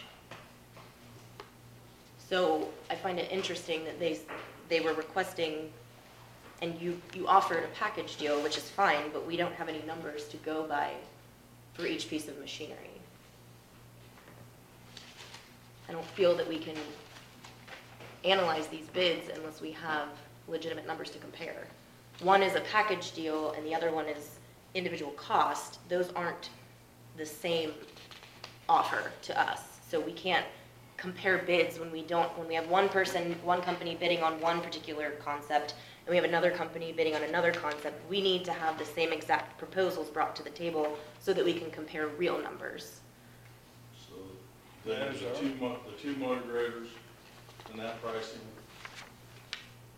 with that pricing and the backhoe with that pricing. Does that fit what you're asking? You're saying it's still the same cost per motor grader if you bought the motor graders? So the pricing there that's there, use that pricing for the two motor graders, and for the price that's there, use that for the backhoe. Well, that's what you said last time. If that's the way you want to look at that and assess it, that's fine. So what she's asking is if we buy 2 motor graders from you for a total of $507,600, and then we do not buy the backhoe from you, that price will stay the same on the motor graders. Correct, yes. If that's what you need, if that's. That's what I had asked okay. you previously, and then you said, no, it's a package deal Okay. today. And what I'm saying is it's an $11,000 savings for Lincoln if we continue with the purchase of all 3 pieces of equipment and split them between the companies because of the cost differentiation. Well, that's what my question is does the John Deere have the maintenance and the warranty built into that price? I believe they did. Yeah. The total between the 2 companies different. Cat's still cheaper.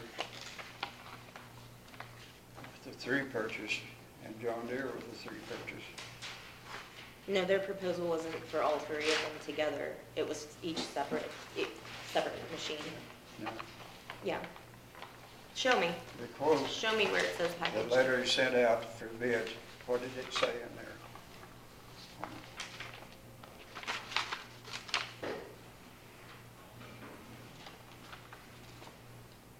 What's the question? He's asking about the letter you sent I out. said It that says they you were both requesting a bid on quote. 3 pieces of equipment, John Deere and Campbell. And I listed each piece separately. Or Yeah, you did. You said what we were looking for. Not, he didn't say it as a package deal. Said on 2 and 1 to both companies.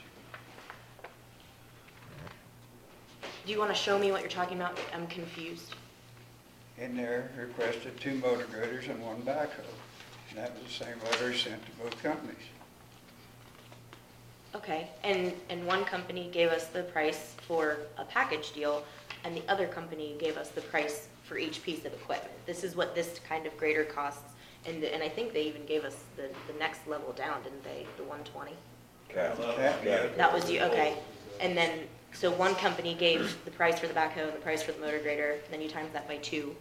The other company gave a price for each, but it was supposed to be a package deal, and that's what it said in the paperwork. And I asked him, and he said, no, you can still have that price quote for the motor graders without the package deal. You follow?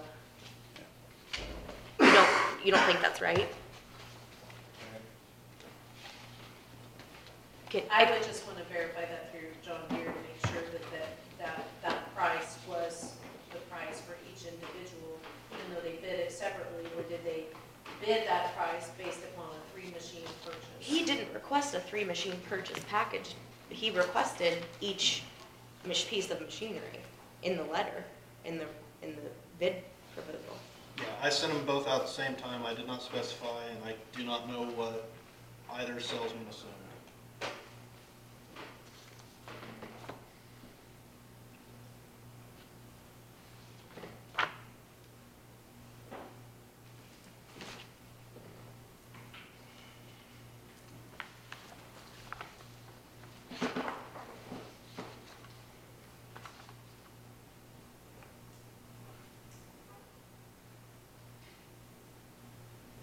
John Deere has 1 page of quote for both motor graders, and the total is $531,730. That's 1 page.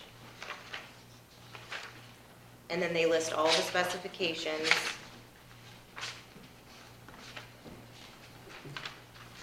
And then they have a separate package for the third piece of equipment. It wasn't even together. And they give a total price of $109,500. Yeah, they weren't together.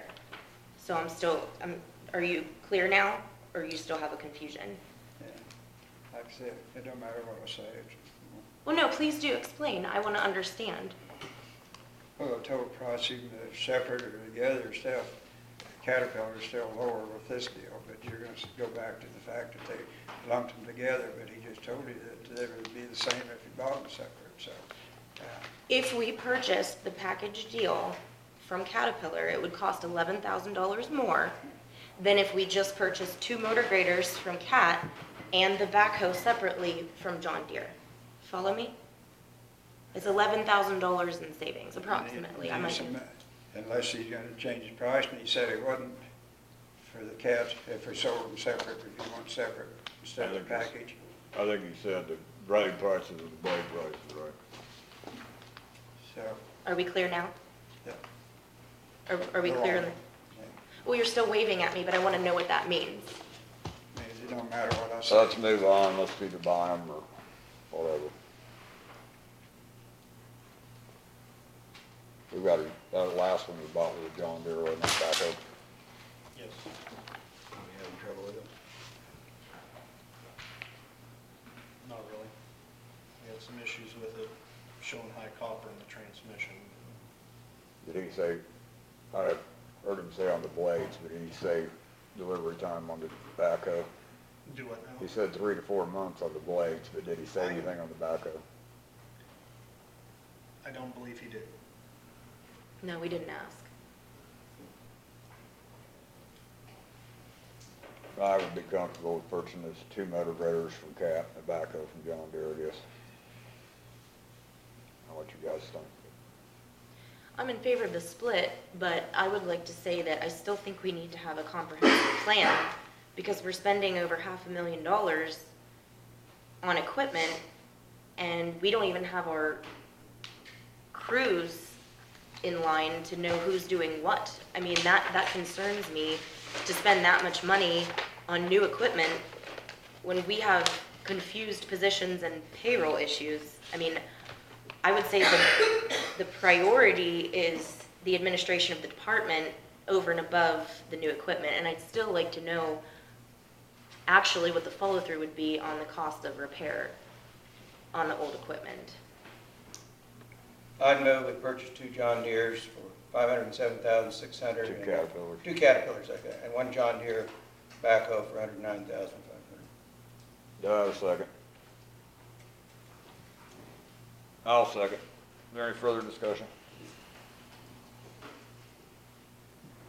Not all those in favor say aye. Aye. Aye. Opposed? Nay.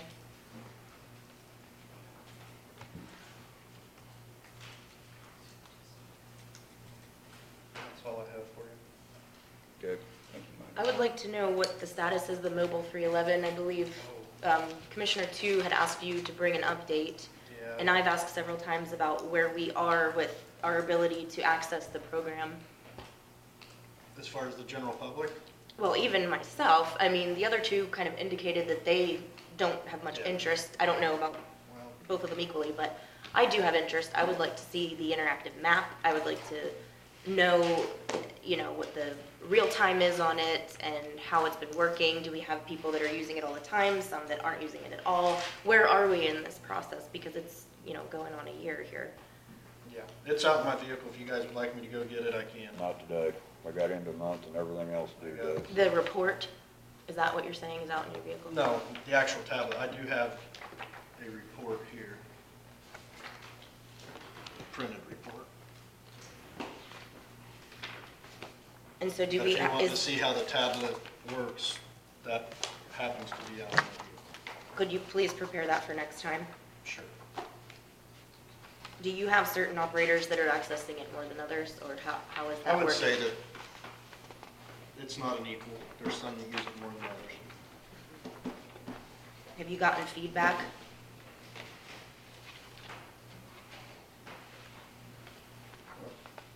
On what? On their ability to use it, how they think it's how the operator thinks it's keeping track of issues? You know, are they reporting something and then waiting for a response from the department?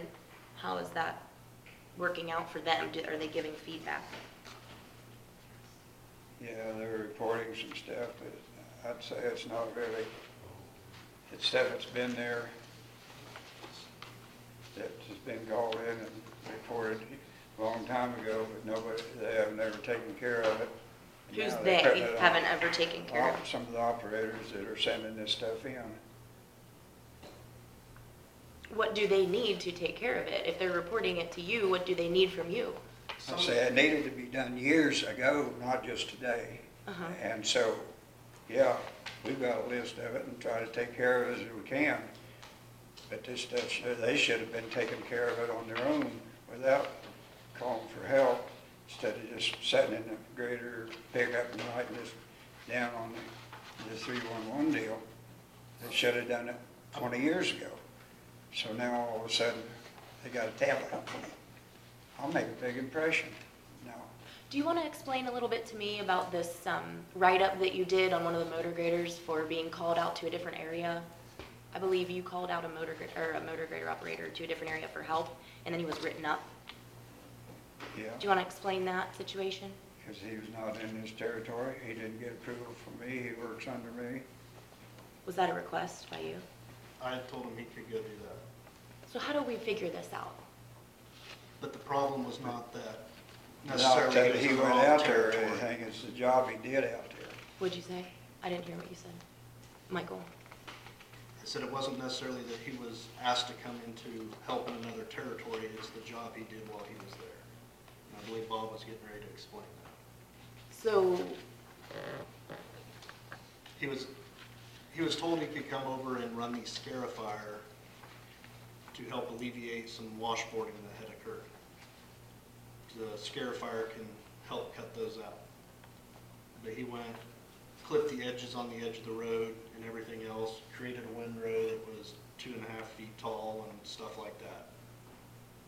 In other words, he didn't do what he was asked to do. okay, but Bob just said that he was upset because he works for him and he didn't have his permission. So why did he get written up? Which reason? I have two on the table. Like I just told him, he didn't call and say he was gonna do that. He didn't. The blade men didn't have that route. We're figuring on taking care of it. But he went out, but he didn't let me know that he was going out there. Even though he talked to Michael, I didn't know that he was coming out there then to do it. And when he did it, he didn't do it the way he should have.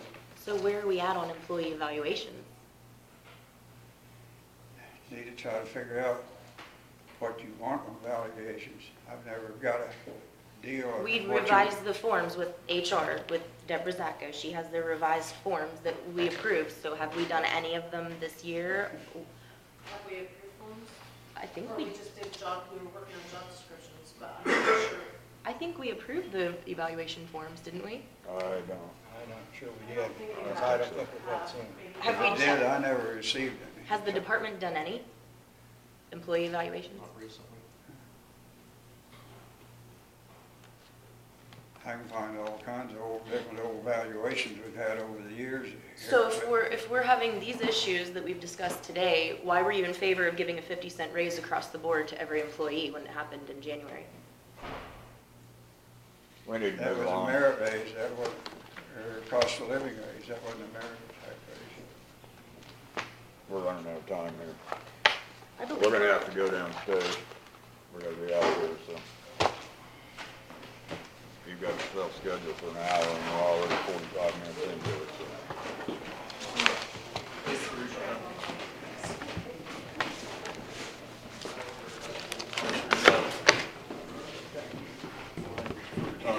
Thanks for your time. Thank you for correcting that. Thanks for your time.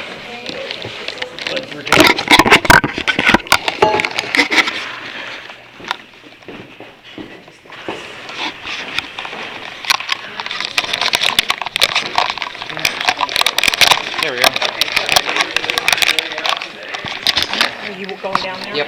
I'm gonna hand to you. I'll carry this. Right back up. said we were moving to the basement. Okay.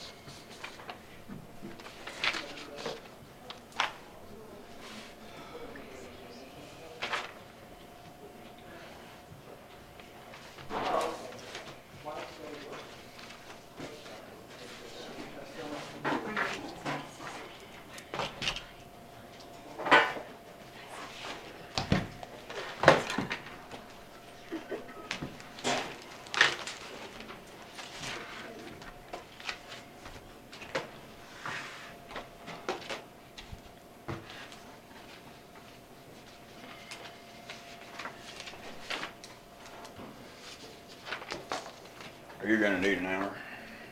I'm just going to consolidate what I have into 10 minutes so Okay. that I'll do the, I have a presentation I to was give gonna you say, guys, so I'll just. if you were, let's let Doug go first. No, flexible. I'll hold off on what I had because I think it's another topic for discussion, but, since you two were unable to attend the town hall, I had one request that was brought in writing, just a little description of what someone had a concern about. And I would say the general consensus, is, we talked a lot about the nursing home, that there were some unanswered questions about the financials. There were a lot of questions, and I had described just in round numbers what the debt looks like, what the expense line item looks like, that it does not increase as you add residents because their income line item is projected to increase across the rest of the year. If, ideally, they increase residents, but to the tune of 8.5, I think, however you do that. But, if you look at the sheet, and unfortunately, I went out to my car to find it, and I don't have that presentation with me today. I was looking at it elsewhere. But if you look at the line item of the increased residents and the increased income, there's no increase in the expenses. And so the concern is, how do you not have an increase in expenses when you add people to the building? Utility increases, food cost increases, staffing increases, none of those were accounted for. So best case scenario, we still don't know if we were to fill up all the beds in the nursing home, what that income to expenditure ratio may or may not be.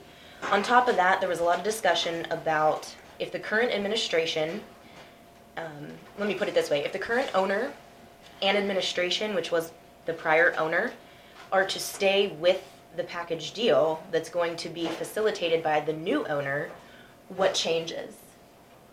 Basically, you're just creating a bureaucratic level of oversight, and I'm not saying the oversight is wrong. I'm saying if you have the same administrator, same financial, my understanding is Jim Gabelmann disclosed to me that he intends to keep Kristen Robinson as the administrator and keep John Grace as the financial, I don't know what he intends there, but it's to the tune of $6,000 a month is what the contract was going to be. So their intention is to increase the expenses there for administration. So you're increasing those administration expenses, which were not disclosed in that line item of expenses either. The numbers just really don't add up. The current debt is $247,000, so out of that $450, there you go, with the $227 just to wipe the back debt. And then there's no expense increase to cover their own cost of what we've been doing every year, which is covering the cost of the maintenance. So essentially, they can't repair anything, they can't feed anyone, they can't have anyone leave or no longer, stay at the nursing home, and they can't hire anyone else to make those numbers work, the numbers that were presented to us. So there was a big concern and discussion about how all that takes place and why the new nonprofit self-appointed board doesn't have any other investment sources. They're not self-investing, they're not matching funds, they haven't solicited any external monies, which maybe we'll hear differently in the future from them. I know this was their first proposition, but the consensus was to just hand over money to use David Gerstmann's word, an inexperienced nursing home operator is pretty dangerous. And I heard you both say that you would like to retain ownership of the building. Regardless of that, I want to suggest again that we get a facility case study done. Because you can pay, we're already putting money into the operation. I think we would behoove ourselves to go ahead and use some of the money, offer to pay for it, get a professional facility assessment. There are plenty of companies that do it. I was able to speak with some of the people in Topeka who worked with the takeover of the Skyline 15 nursing homes, and that was one of the things that they did. They came in to do a facility assessment on each one. They went to the local jurisdictional judge, district court, filed for the receivership, which was granted to them. And I will say that was with the cooperation of the owner, because the owner disclosed, the Skyline Corporation disclosed that they were in financial dire straits.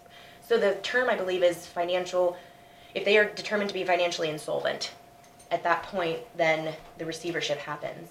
And I spoke with some people who dealt with that whole process, including the administration at the Wilson location, which is now still being financially guided by the state, but the current employees are there. No one was released from their job. Basically, the state is pumping in enough money to make it financially stable. In the meantime, they do the facility assessment first, and then they solicit RFPs to see if there are other viable companies that are willing to come in and look at that assessment and see if they can financially make it work in their portfolio. So I would say the first thing we need to do is get a step ahead of the game. Instead of waiting on this receivership, why don't we just go ahead and pay for the financial viability assessment? It would just help us to understand what the issues are there. And I think, I'm pretty sure, I would like you both to comment, but I'm pretty sure, I don't know if you've talked to employees up there, but I have, and I think we're being misled about the home health care. How do you feel about that? Well, I think that probably home health has made some money. I don't know if it's a huge amount of money, but I think it's a little bit every year, probably. But, you know, we have a contract with an individual. I think that, you know, I think we wait till the next time they come in a week, 2 weeks, see what they've decided. And then we go from there, I think. Because the whole thing may change here in the next week. The whole situation may change here in the next week. I agree with that, but I still think for our own purposes, we should get this feasibility study done. What does it cost? I'm not sure. I think that's where we should start, to solicit for bids. It would just, Who's going to do that? who do you suggest? Well, I have no idea. I assume there are people out there that know how to write those up and present them. I don't know. I know of a law firm we can contact out of Topeka. It's the exact one that dealt with the Skyline ordeal. I know that's their specialty. I can find out if there are others. I mean, we don't have to bid this out, because my understanding of the law is that this is a professional service. But I think we need to know a cost before we decide to do it. Approximate cost. Well, if we solicit for the bids, we don't have to accept them. I would say we should bid it out, and there has to be more than one firm that does that type of work. But I would think there aren't any local firms. It's just my assumption. I'm a little confused. First you said we should contact Topeka, and then now you decided we're going to bid it out. I guess, number one, I need to know what we're going to bid out, I guess. The facility assessment. I want to know what a facility assessment is. I want to see what they're doing. I want them to give me what they're going to do. Okay, this isn't my area of expertise, so I can't tell you exactly. So but that's why I'm asking, is it possible that we get that? And you said you knew the people in Topeka that did it, so I assume they can give you a copy, right? Or show you what would be done and what the cost would be. Okay, that's the purpose of soliciting for a bid. When you solicit for a bid, you reach out to the firms that do this and you say, we are soliciting for a bid for a facility. I didn't say we solicit, I want to know what it is and how much approximately it might cost.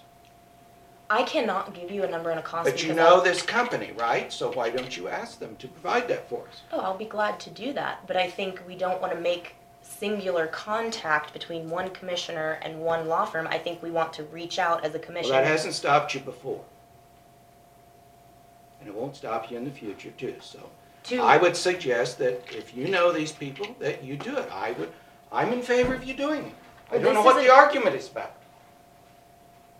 Because I'm not asking to solidify a personal relationship with a law firm between myself and that law firm for this purpose. I'm asking the commission to professionally, according to our abilities, solicit for an official facility assessment, to solicit a bid to do that process. And when you receive that bid, you will see what they're going to do and what that dollar amount is going to be, and we do not have to accept it. Then do you have the list of people that you're going to send this out to? I will bring you back a list so Okay. that when we send it out, we will have more than one option. I don't feel comfortable going to one option. I don't think that's professional.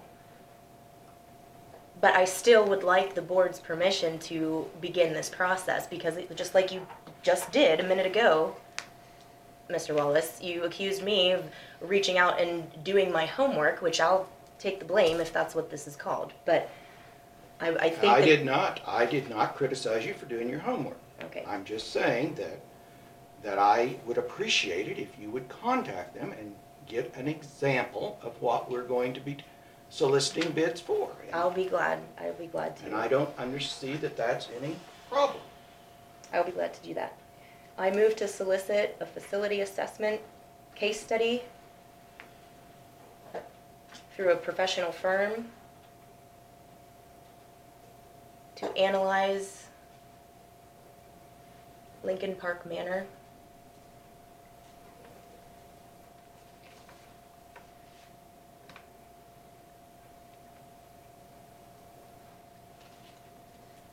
You want to clarify that, what you just said? I move, I thought he asked you to find out what was involved in the facilities and its assessment. I will be glad to bring back a list of firms that I have contacted that say that they do this type of work. In the meantime, I would like permission from the board to actually contact them for this solicitation. This is a solicitation for business, is what it Okay, well, is. let's do that instead of say facilitate and stuff like that, because that sounded to me like we were going to definitely go ahead Would you and like, do would you that. like me to add the word bid to? No, I would just like for you to pursue getting the information that states what is included in a facility assessment.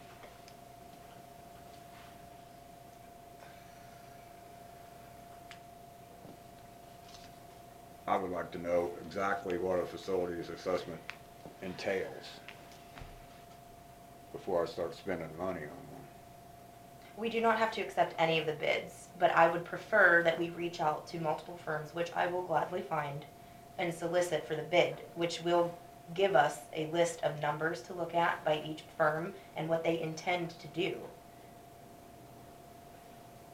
Alexis, did you have your motion wrote down? To solicit a facility assessment case study through a professional firm to analyze Lincoln Park Manor.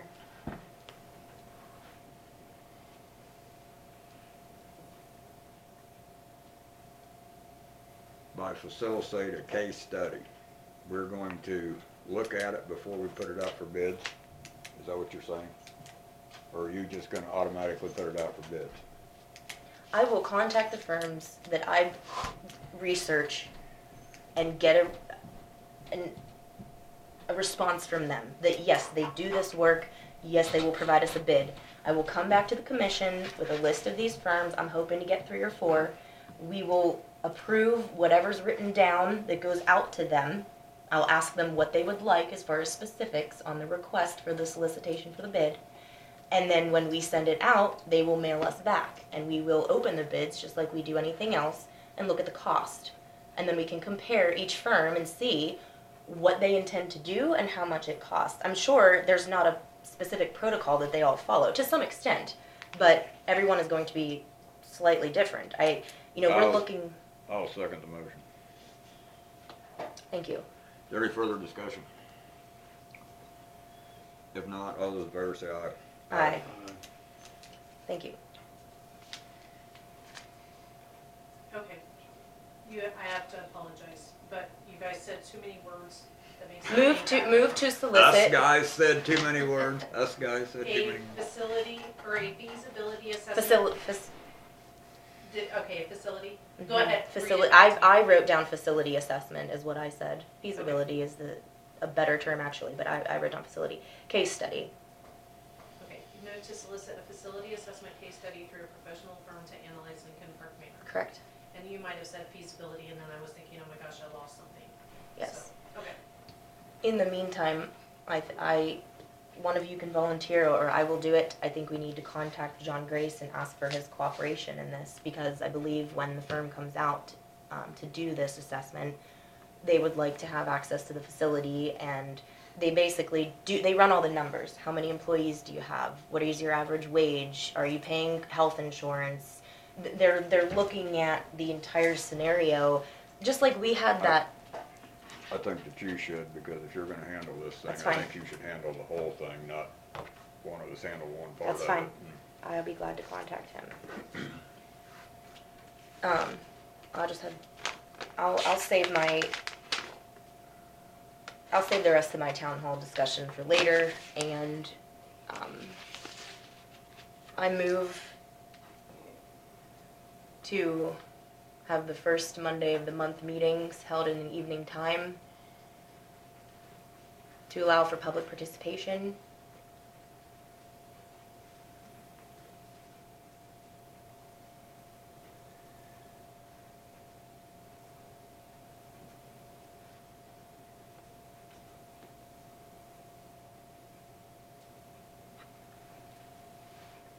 Do I have a second?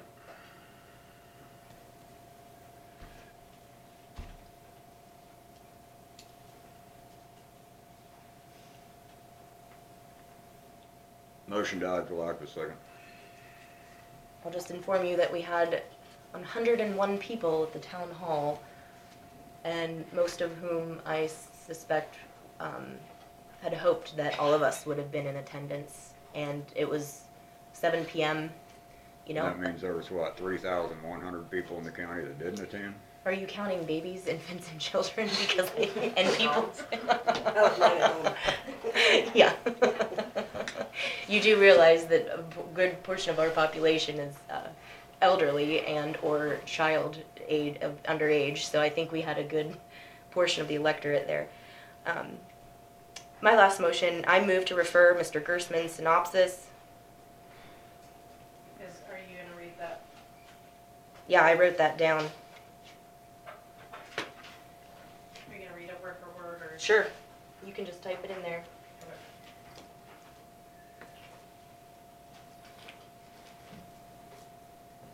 Okay, you can go ahead, sorry.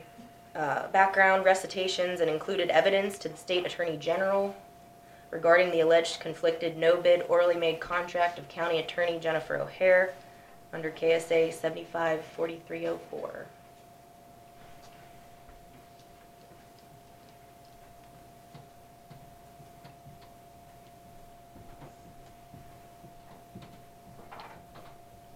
You didn't read it all word for word, I apologize. I'm sorry, I wrote down when he was Okay. talking, so So I've got Mr. Gerstmann's synopsis, background recitations, and included evidence okay, to the state attorney general.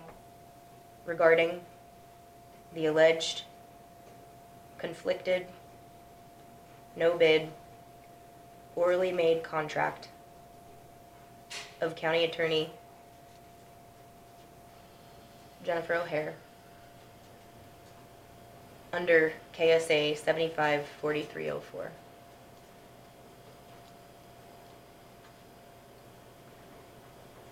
Do I have a second?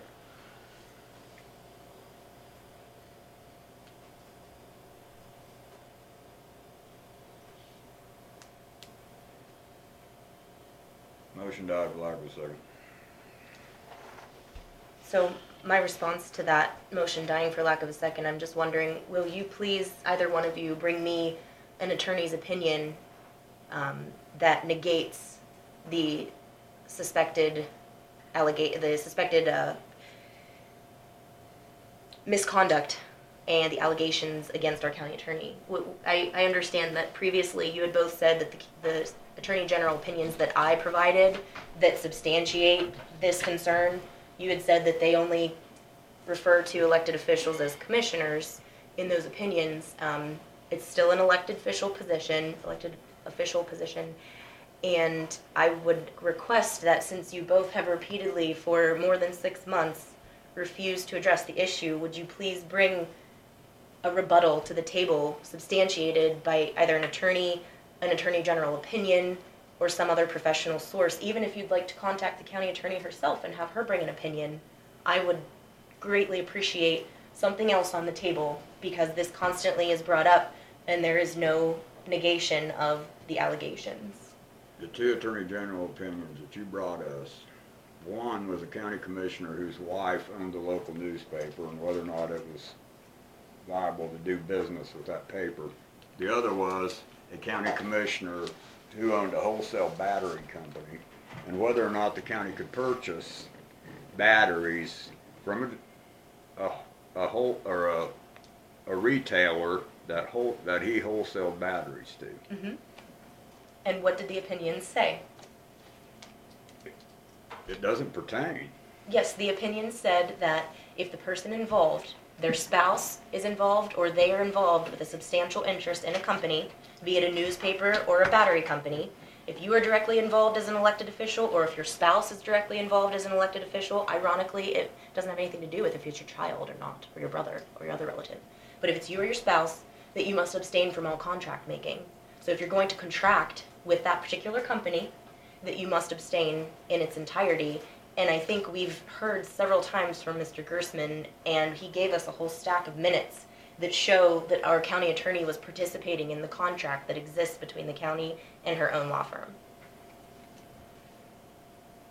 So I'll repeat my request. Will you please bring forth an attorney general opinion or any other attorney, whether it be local or not, to Kansas, please, to substantiate your refusal to investigate the situation. Have you visited with the county attorney about this? Yes. Last year, Okay. I asked her, and she did not answer my questions. It's on tape. And I assume Mr. Gerstmann has as a concerned citizen, visited with her. I don't know. I do not know that. Well, I would think that he would have visited with her if he is that concerned. I also don't see why that if he's so concerned about it, he hasn't turned it in himself. I think the law does allow those questions to be asked by the public. So you are comfortable with rejecting your duty, your ethical duty to investigate? I am not an investigator. I know that. I'm not Okay, either. all right. Then I have no duty to investigate, I guess, if I'm not elected to investigate. My motion was to turn it over to the proper authorities, which is the Attorney General. Mr. Gerstmann can turn his stuff over to the county, to the Attorney General.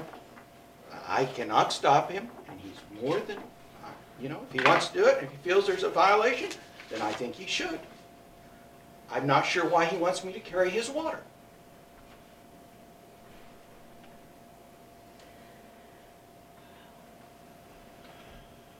And you're okay with the repercussions on your personal situation and your elected office if you fail to do your due diligence? So be it. I'm at an age where, life's too short. I believe that would be an embarrassment for the county. Not just There's a you. lot of things that are embarrassment for this county. Yes, and they watch them on the video weekly and Yeah. come to the town hall to express A lot of people that. watch the video, tell me the same thing. Well, it was your choice not to show up to the public event. Along with the other 3,110 people. Yes, elderly and infants. We didn't count the children. I think there were only, 1,000 voters? does that mean? We had 10% of the voting population, which is more than enough to do the petition to actually block the sale of a piece of equipment, Over or 2,000. a property, of voters? Not that vote, not in the last election anyhow. Well, that does not mean that they vote, no, but over 2,000 registered. So 5%, 5%.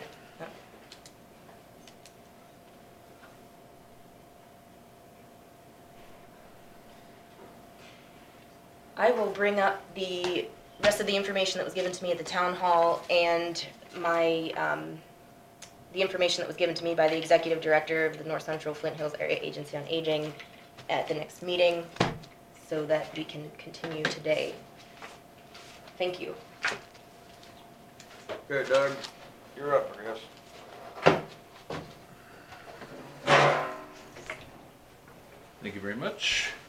First of all, thank you card signed by executive board members for the hosting of their board meeting and tour activities last Thursday here in Lincoln County.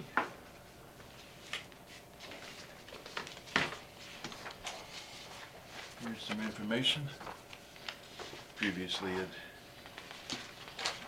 emailed this to Don. It's somewhat of an annual process related to visiting boards of commissioners in the budget planning season, I would say. Several have been to Lincoln and Saline this week, and Lincoln County and Saline County. Just to say, here's how things are going. Even though we've been in the neighborhood, I've had a lot of staff doing things in your county, but there's activities, obviously, but this is more of a direct conversation in case you have questions or in case you have thoughts, comments about items, or even just listening this morning in regards to the facility assessment, which is pretty major, comprehensive type endeavor. What Eric Johnson and his firm had done a couple of years ago now that your organization, NCKCN, supported with some tax credit monies, probably about 40% of it cost. Hopefully that gets incorporated into it. That's sort of it's a physical review, but only in pieces and parts. There needs to be more looked at there. But, I don't know if you're aware of what the board has been requested to do, but there is a nonprofit group forming in the county that would I like to had purchase read that the business or heard itself. that. Yeah. And so we have no audited financials, and we have only numbers that have been given to us by the current owner. Yeah. And the situation sits that the numbers that were given at the last public meeting, that he bought it for $62,000 and he wants a payment of $150,000, and he also wants the new owners to incur his $247,000 debt on top of that, and he wants and the new owners want $450,000 up front plus $2 million over the next 3 years, and that's their proposal to us. So that's what has been laid on the table. And I think, you know, we had talked earlier today that before moving forward with that, we need to see some real numbers. And I may be mistaken in just using the word facility assessment. So, I mean, It could be. it's a combined effort, and that's why I'm going to talk It's to very John comprehensive, though. So it would And I'm be- not aware of what the cost will be Yeah. for that, but I think if we're going to we have another $75,000 budgeted for that particular situation this year. I think if a portion of that has to go to this study so that we know exactly what we're dealing with, it's a good investment on our part and our due diligence. Yeah, obviously, there's other facilities that have had that sort of thing done. Mm-hmm. But in essence, this is your two organizations, essentially. North Central Regional Planning Commission has been around since 1972, and in 95 is when NCKCN came out of it as another organization. And that is a not-for-profit entity to do specific things like the tax credit assistance for various endeavors, helping with a John Schallert kind of presentation last week, or with other things that are necessary, helpful for business training, and certainly feasibility kinds of work. A couple of years ago when Eric Johnson did some of that review, and what I call architectural type planning. But various things like that have been used in the past, even going way back. It's not listed in here, but way back seems like 10 years ago when I first started as director.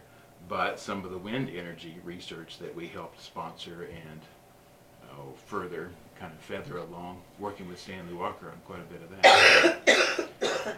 Anyway, things like that get done, get happen as need be, or as time allows, but as we're able to partner and work with. The way things were set up by the governor's office in 71, but in 72, when a governing body came together, 8 counties, is for North Central to help do things in a regional fashion or individual fashions like county by county or city by county that weren't normally being done.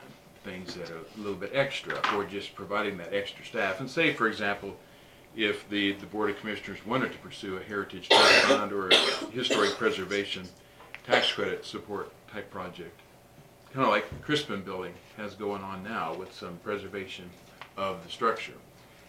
Well, we do those sorts of things. We can help with that kind of process. And of course there's application guidelines and all that sort of stuff, but project planning that's a little bit unique or out of the realm.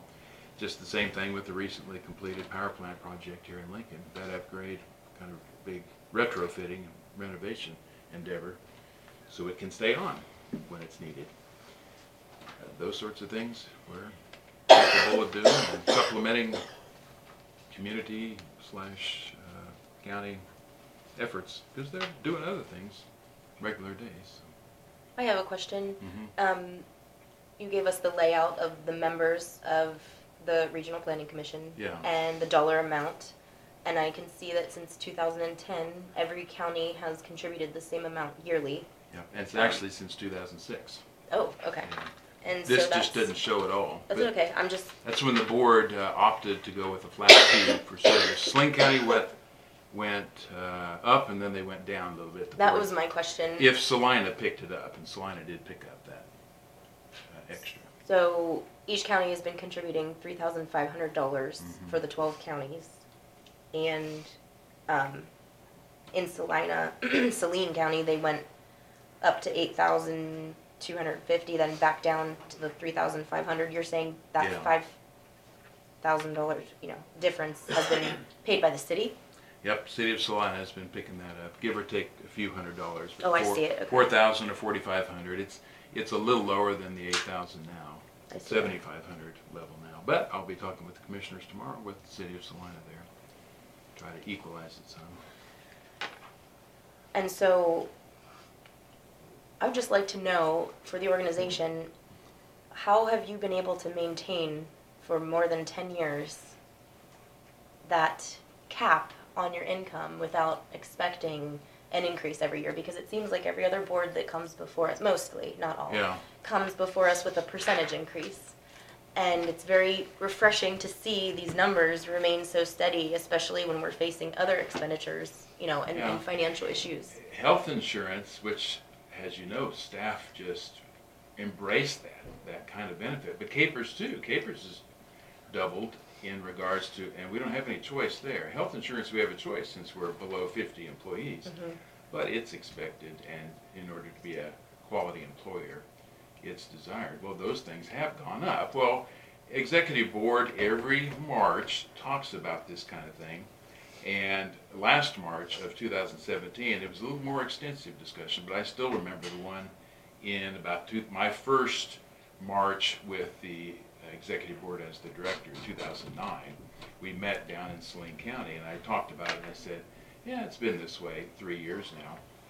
What would it take for you to be comfortable with a justification for a dues increase? And they said, yeah, numbers, objectives, listings of things.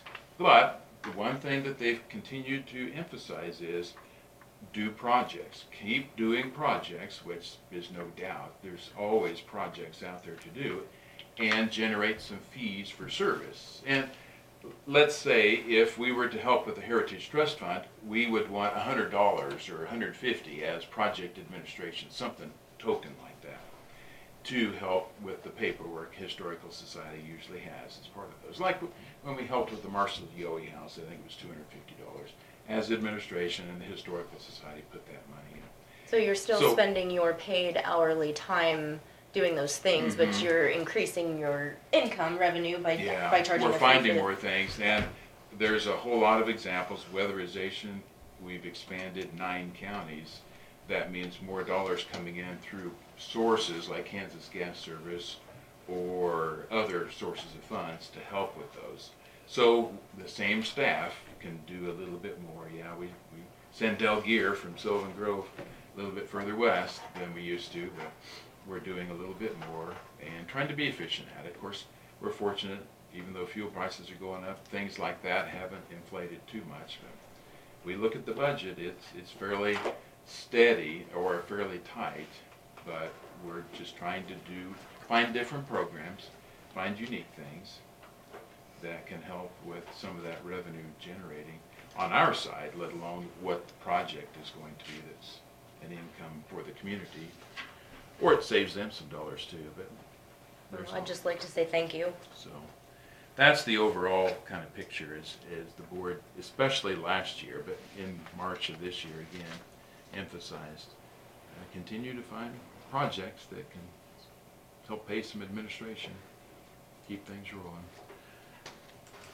So, and that's where you see the big list of general activities and specific ones. That Post Rock Water District, that was about, I was not quite on board yet, but things like that, giant projects, would have had quite a bit of administration in those days. So, but that's it in general. Any wonders, thoughts, curiosities? The one thing I might say while you're thinking of something is NCKCN still exists, Great Wireless, and the county is a wireless customer, but we are applauding the Eagle communication effort. Now, it's for 2 reasons. Well, it's probably for more than 2, but 2 specifics. Dennis Weiss from Eagle and I met last week, and then we met the week before with our systems manager, Todd Tuttle. We want, I'll just say it out loud, whatever that stands for, AT&T. We want them to suffer a little bit because they're not providing quality service. And Eagle can. Eagle has shaken our hands, and they've said they will. Just like they have hospital or places they receive a subsidy for in the school system. NCKCN's also there as a backup, if need be. It's actually very high speed here in Lincoln right now, but we can't serve, just like Terry knows, we can't serve some of the valley areas with that wireless internet that's the highest speed that you'll ever have unless you have that highest leg of fiber. But for $50, NCKCN is just pretty reasonable, or $70 depending on the levels. So we're just fine, and Eagle won't be in the countryside. They'll only be in town where they can reach. So NCKCN will still be around, but they will work with Eagle if need be, and there'll be some other things come out. If Eagle works out with their customer service or customer plans as they've hoped or advertised, NCKCN will be there just like we have been for 22 years now to provide a good, high-quality equipment provision where it can be, but I hope it can be a little broader, a little further away. And there'll be some customers that Eagle will choose not able to serve that will still need the service.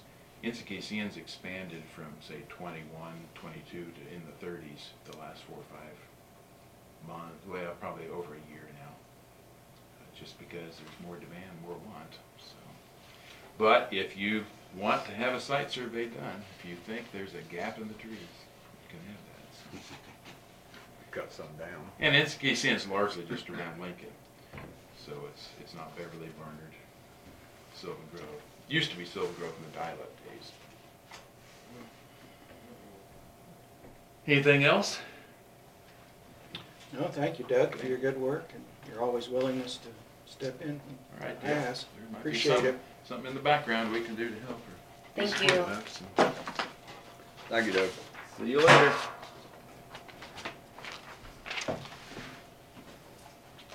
you're, I think maybe that should be a goal for our board this year when we work on the budget, is to cap those numbers that we've been giving to those third-party outsourced funds.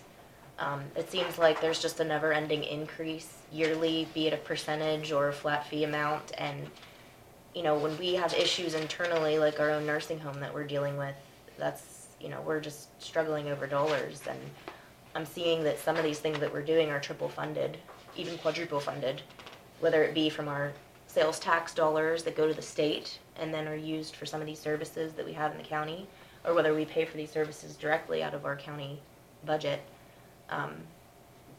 I appreciate a board coming to us and requesting the same amount for 10 years. I mean, that's pretty remarkable, I have to say. Any thoughts on that?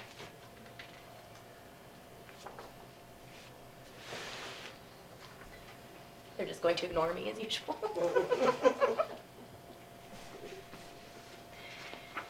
Well, I will say that the public felt very ignored by you both when you didn't show to the town hall, so what goes around comes around.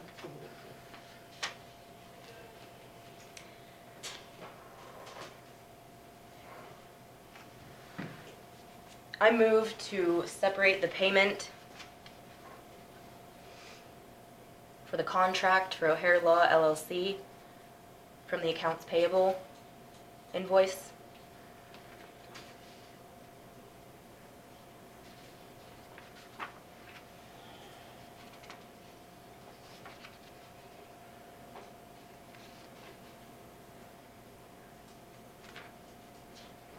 Do I have a second?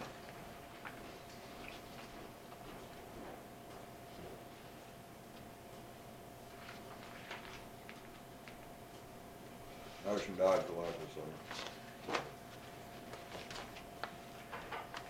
Non-compliance one, what is that? I can't remember. That is what used to be TMHC. Oh, okay, Yeah, the drug testing program. yeah. Thank you. And I say that, but maybe I better look at that. Just to double check. It probably is. It's professional services and contractual.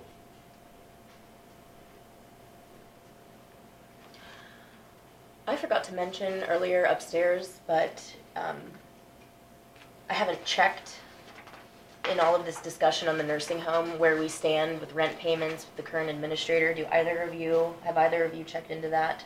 Say that again. The current, where we are currently with rent payments from the lease holder for Lincoln Park Manor? I'm just wondering if either of you have checked into that. I visited with him once about it, and I thought I said something about, I didn't know whether we got paid, and he was gonna check in and get the check. Did he, Don? I don't know. Because Alexis asked me upstairs, we've been paid through January. In March, we were January. paid for January, and I forgot to remind you that we're paid in arrears. So that's through So- December. Is that what you're saying? No, it is for January. So we are owed February, March, and now April. Yes, but April wouldn't be paid until May, so February and March. Because they pay the month behind, if you remember. Yeah. Because they're paying based upon the number of. Yes, the people. census. So we're 3 months behind in rent. February, March. And- okay. And soon will be. It was by the 10th, wasn't it due by the Yes. 10th? Okay. So we're 10 days out from April.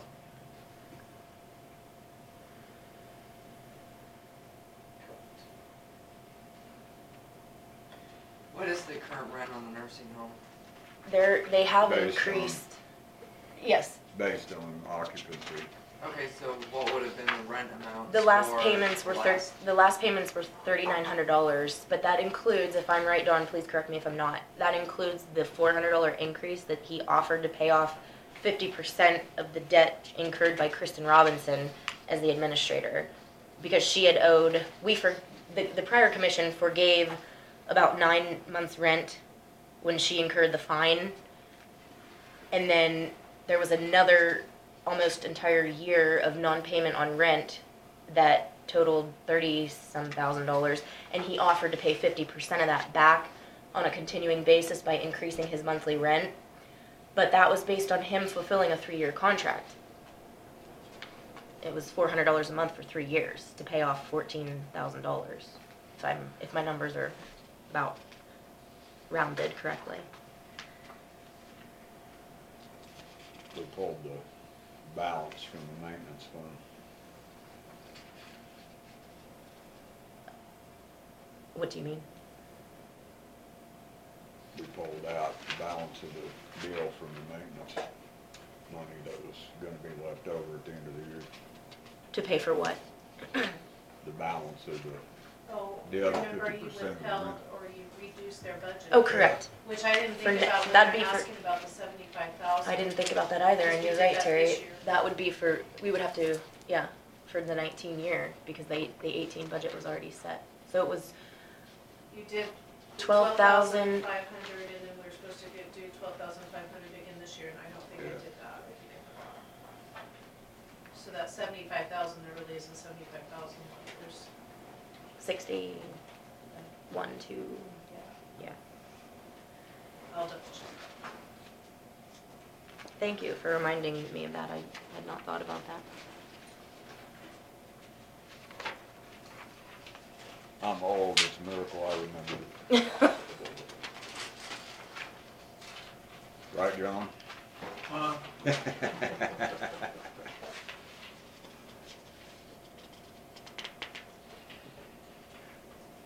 that's kind of sad if I can't remember it.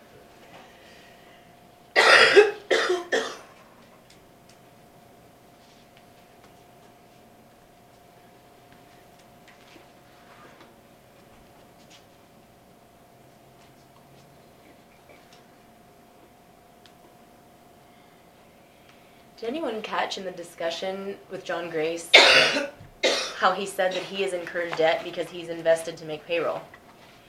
But the other bills go unpaid.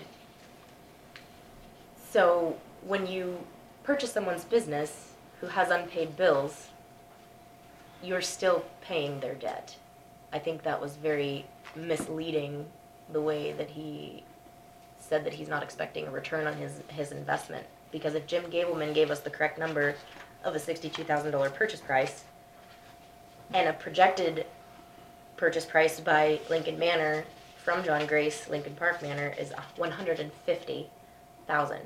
That's nearly 3 times the amount of money.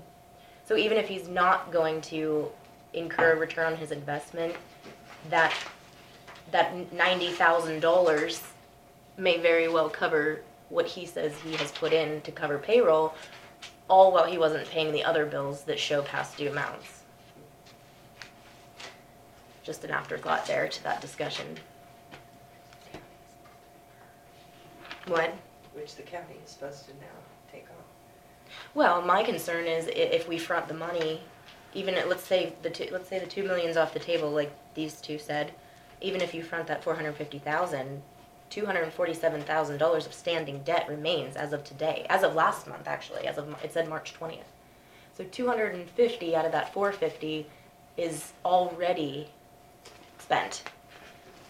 And there's no calculation to incur the cost of continuing maintenance over the next 3 years, but they want the maintenance money to pay for operating expenses.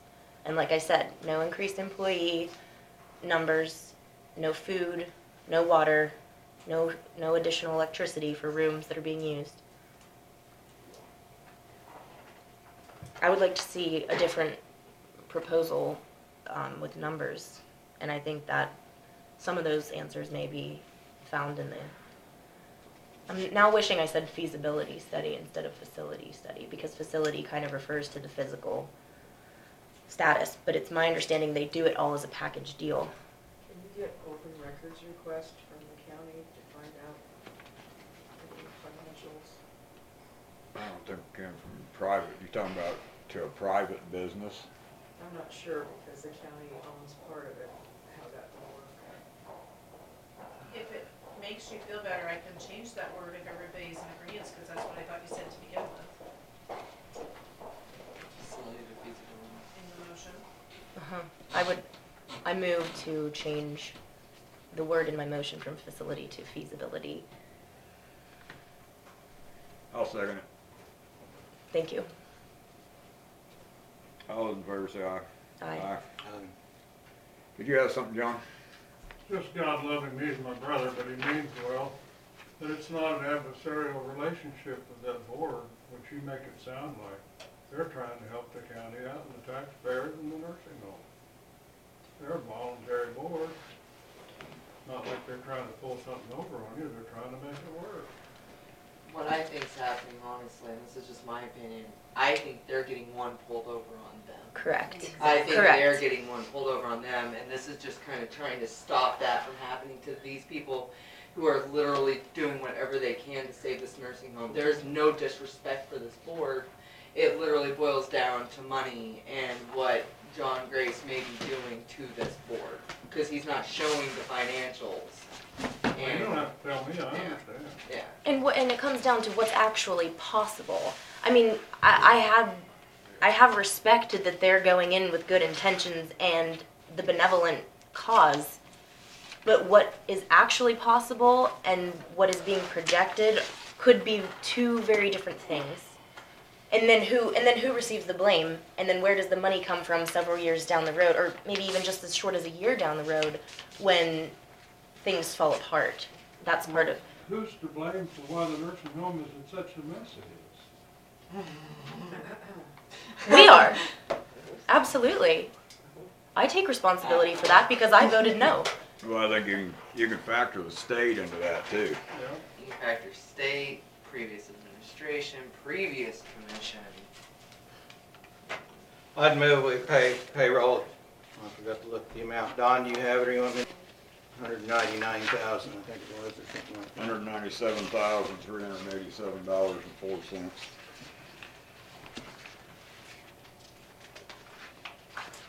Do I have a second? I'll second. Is there any further discussion on the payroll? Yes, I would like to know why we're still permitting a higher pay rate for an employee who's not doing the job that they were hired to do at that pay rate. I think that is, I think he said they were still part-time on the bridge crew, didn't he? so is his wage being then deducted when he's not putting in the, I mean, we have time cards, we know when he's doing bridge work and when he's not, so are we then corresponding hours to that pay change? No, we're not. So I don't think that that's due diligence on our part to allow that to happen. I mean, it's not our mistake. That's purely the management of the department, and I think that needs to be further discussed at a later date. But right now, I'm concerned about us we know that that's happening. I've just confirmed it this week, and it's been happening. We asked that question a month ago. Is there any other discussion? If not, all those in favor say aye. Aye. Nay.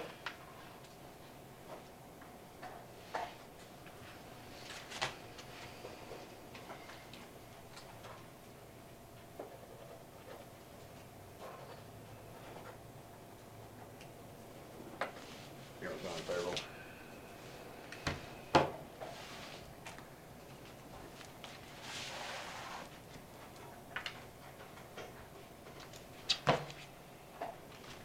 In case you were wondering, we've had this since Thursday. They emailed it out to us on Thursday, so we've already looked through most of it. Does anyone want to see it?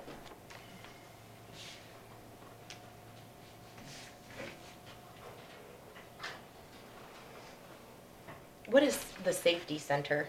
That's the EMS station. Oh, that's what it's called. It's, yeah.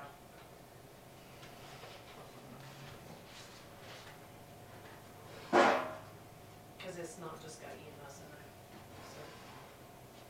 so.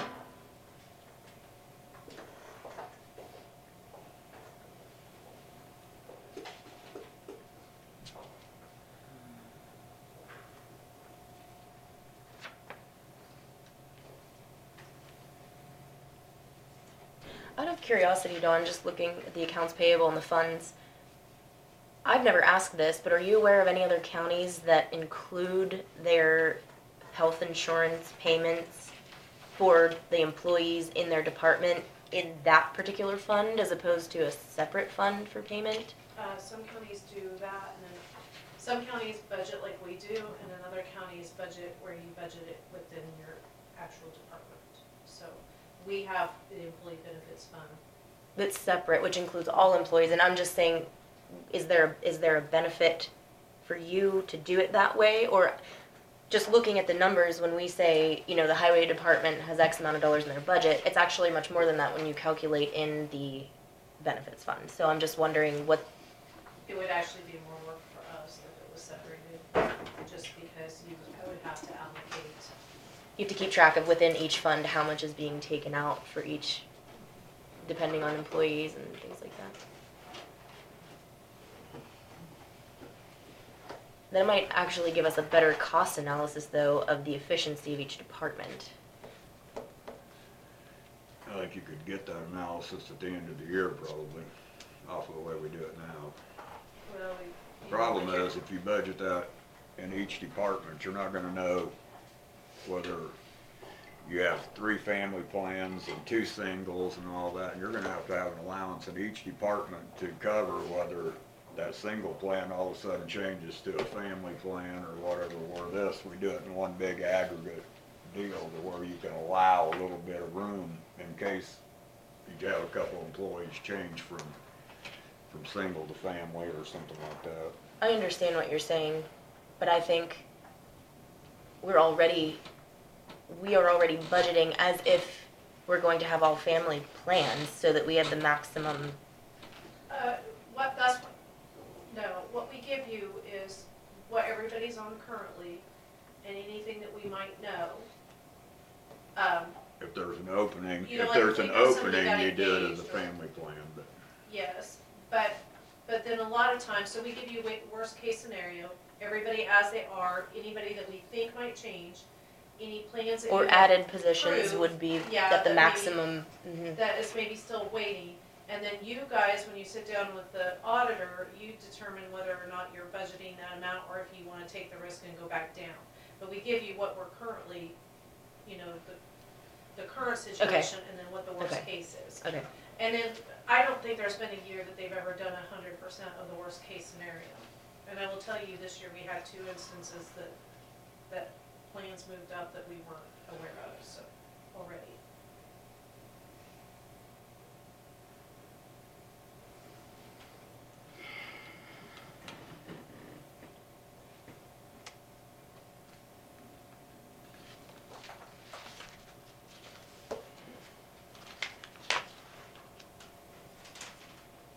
This Lincoln County Hospital March meals, is that from the sheriff's department or is that something we paid for?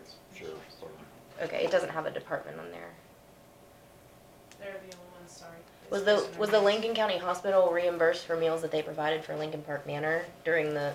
That's between them, but I'm assuming. Yeah. Yeah, the hospital board.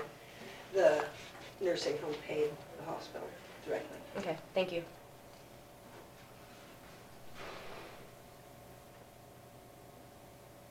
I think right now they're doing laundry Yes, they are. because their washers and dryers are moved out, so I don't know what they figured out cost was, but the meals I think was pretty simple. They just did so much a meal, I believe.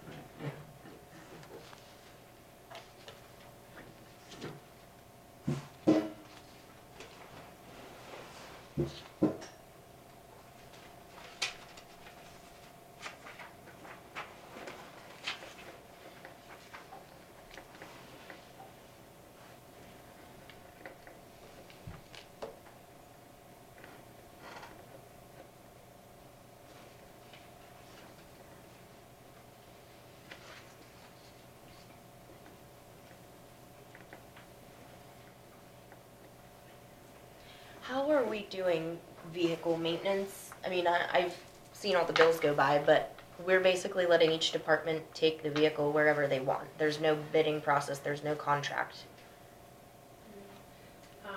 Law enforcement tries to split it amongst all the businesses. Just like on a rotating basis or something. Just because they have so many. So like, you know, some of them will go to Sylvan and some of them will be in different locations here, but then the rest of them, it's up to them.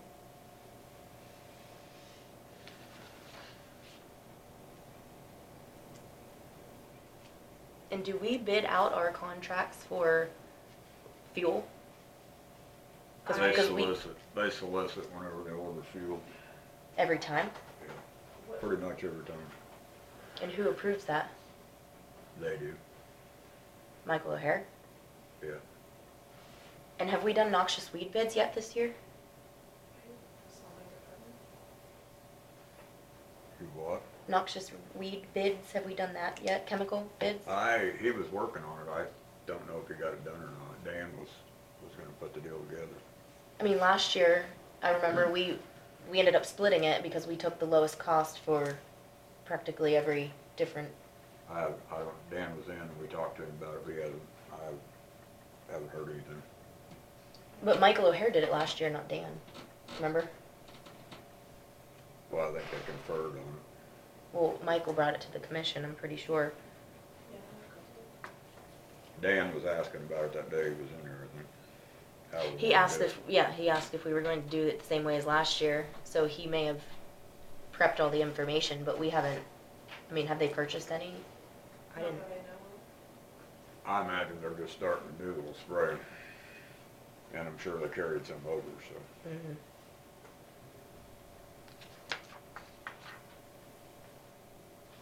I mean, Dawn, this can be a discussion again for later, but I think we need to talk about what we are required to bid out. Because I don't know if something like that is considered a professional service or not, and from the way I read it, we can exempt ourselves from bids on professional services, but not on purchases of actual material goods. Contracted in that manner. I think the last time they had three or four bidders on the chemicals. Yeah, I do remember that.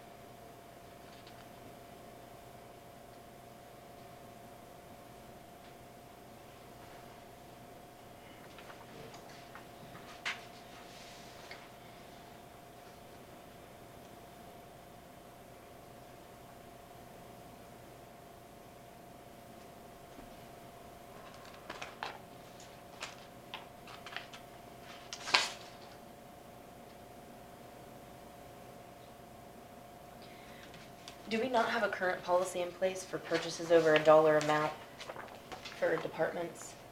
I know we discussed that we weren't doing that for elected official departments, but did we not have a policy in place for departments that are directly under our purview? I don't believe so.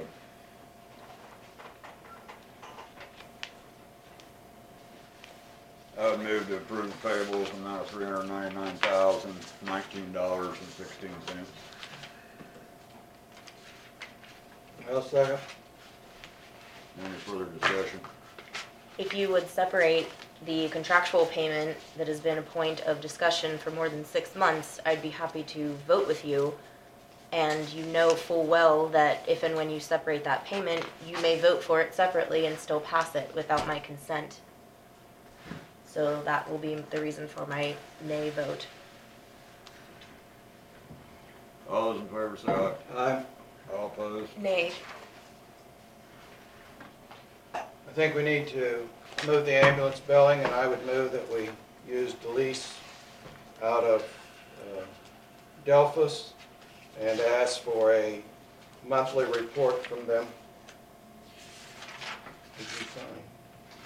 Or did you sign? Did I not get some? I did. I thought I did.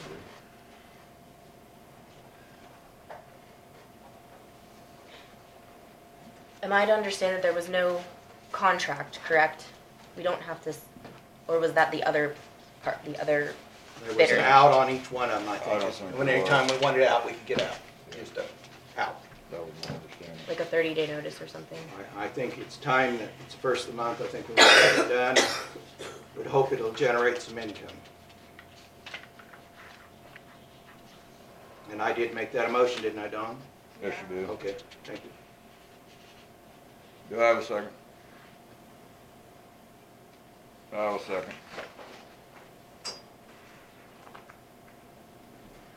Is there any further discussion? My, Oh, I'm sorry. well, my only concern is we're choosing the higher bid out of the two that we narrowed it down to. And from the numbers that we asked both providers, the volume that they're doing, I would say that the higher volume clients go to the person that you're choosing.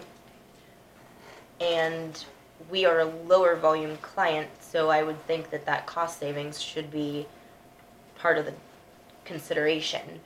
I mean, our volume wasn't equal or greater than those other clients of Delisa, or however you say that, Delisas. And I'm not sure that and there was any benefit to it, to her proposal, except she was going to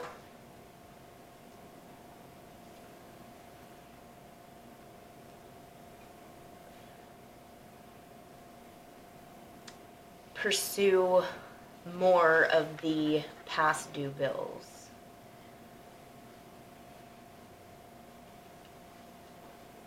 I guess I'd be in favor of going with Delisa because the other company was a one-person company and this is a three-person company. One of them is a professional coder. And they're 25 miles away where the other's 70 miles away. I guess that would be my way of thinking. That's, to a certain extent, that's worth a little bit more expense. Plus, they were a little more extensive in their collection.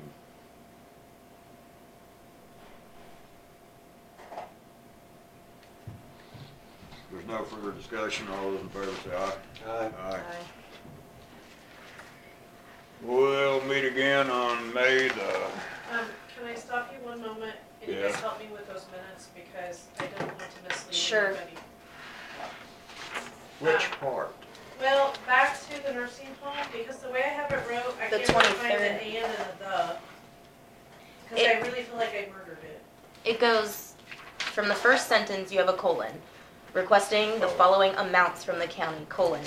$450,000 to purchase the current business operation building and provide working capital.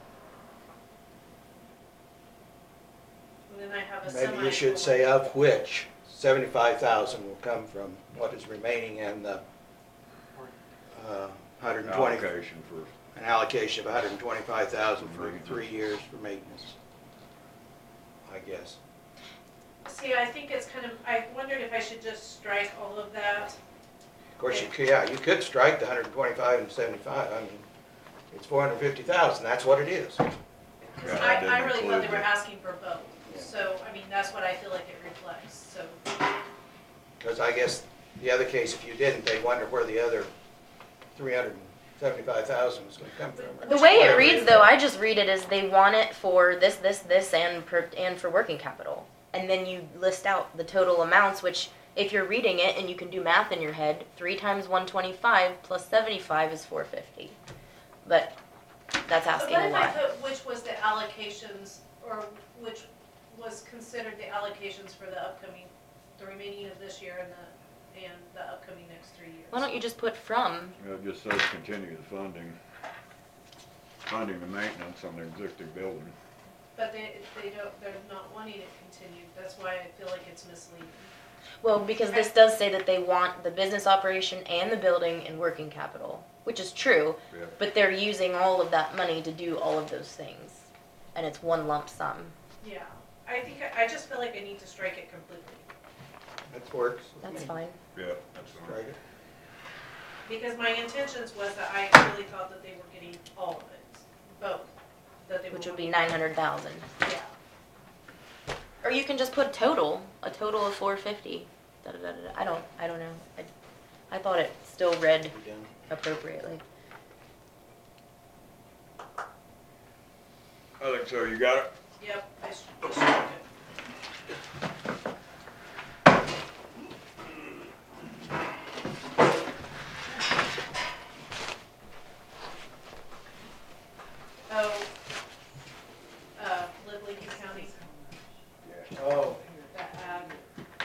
that out all right with you, 20 for dinner this last week? Yeah, yeah, it was, Okay.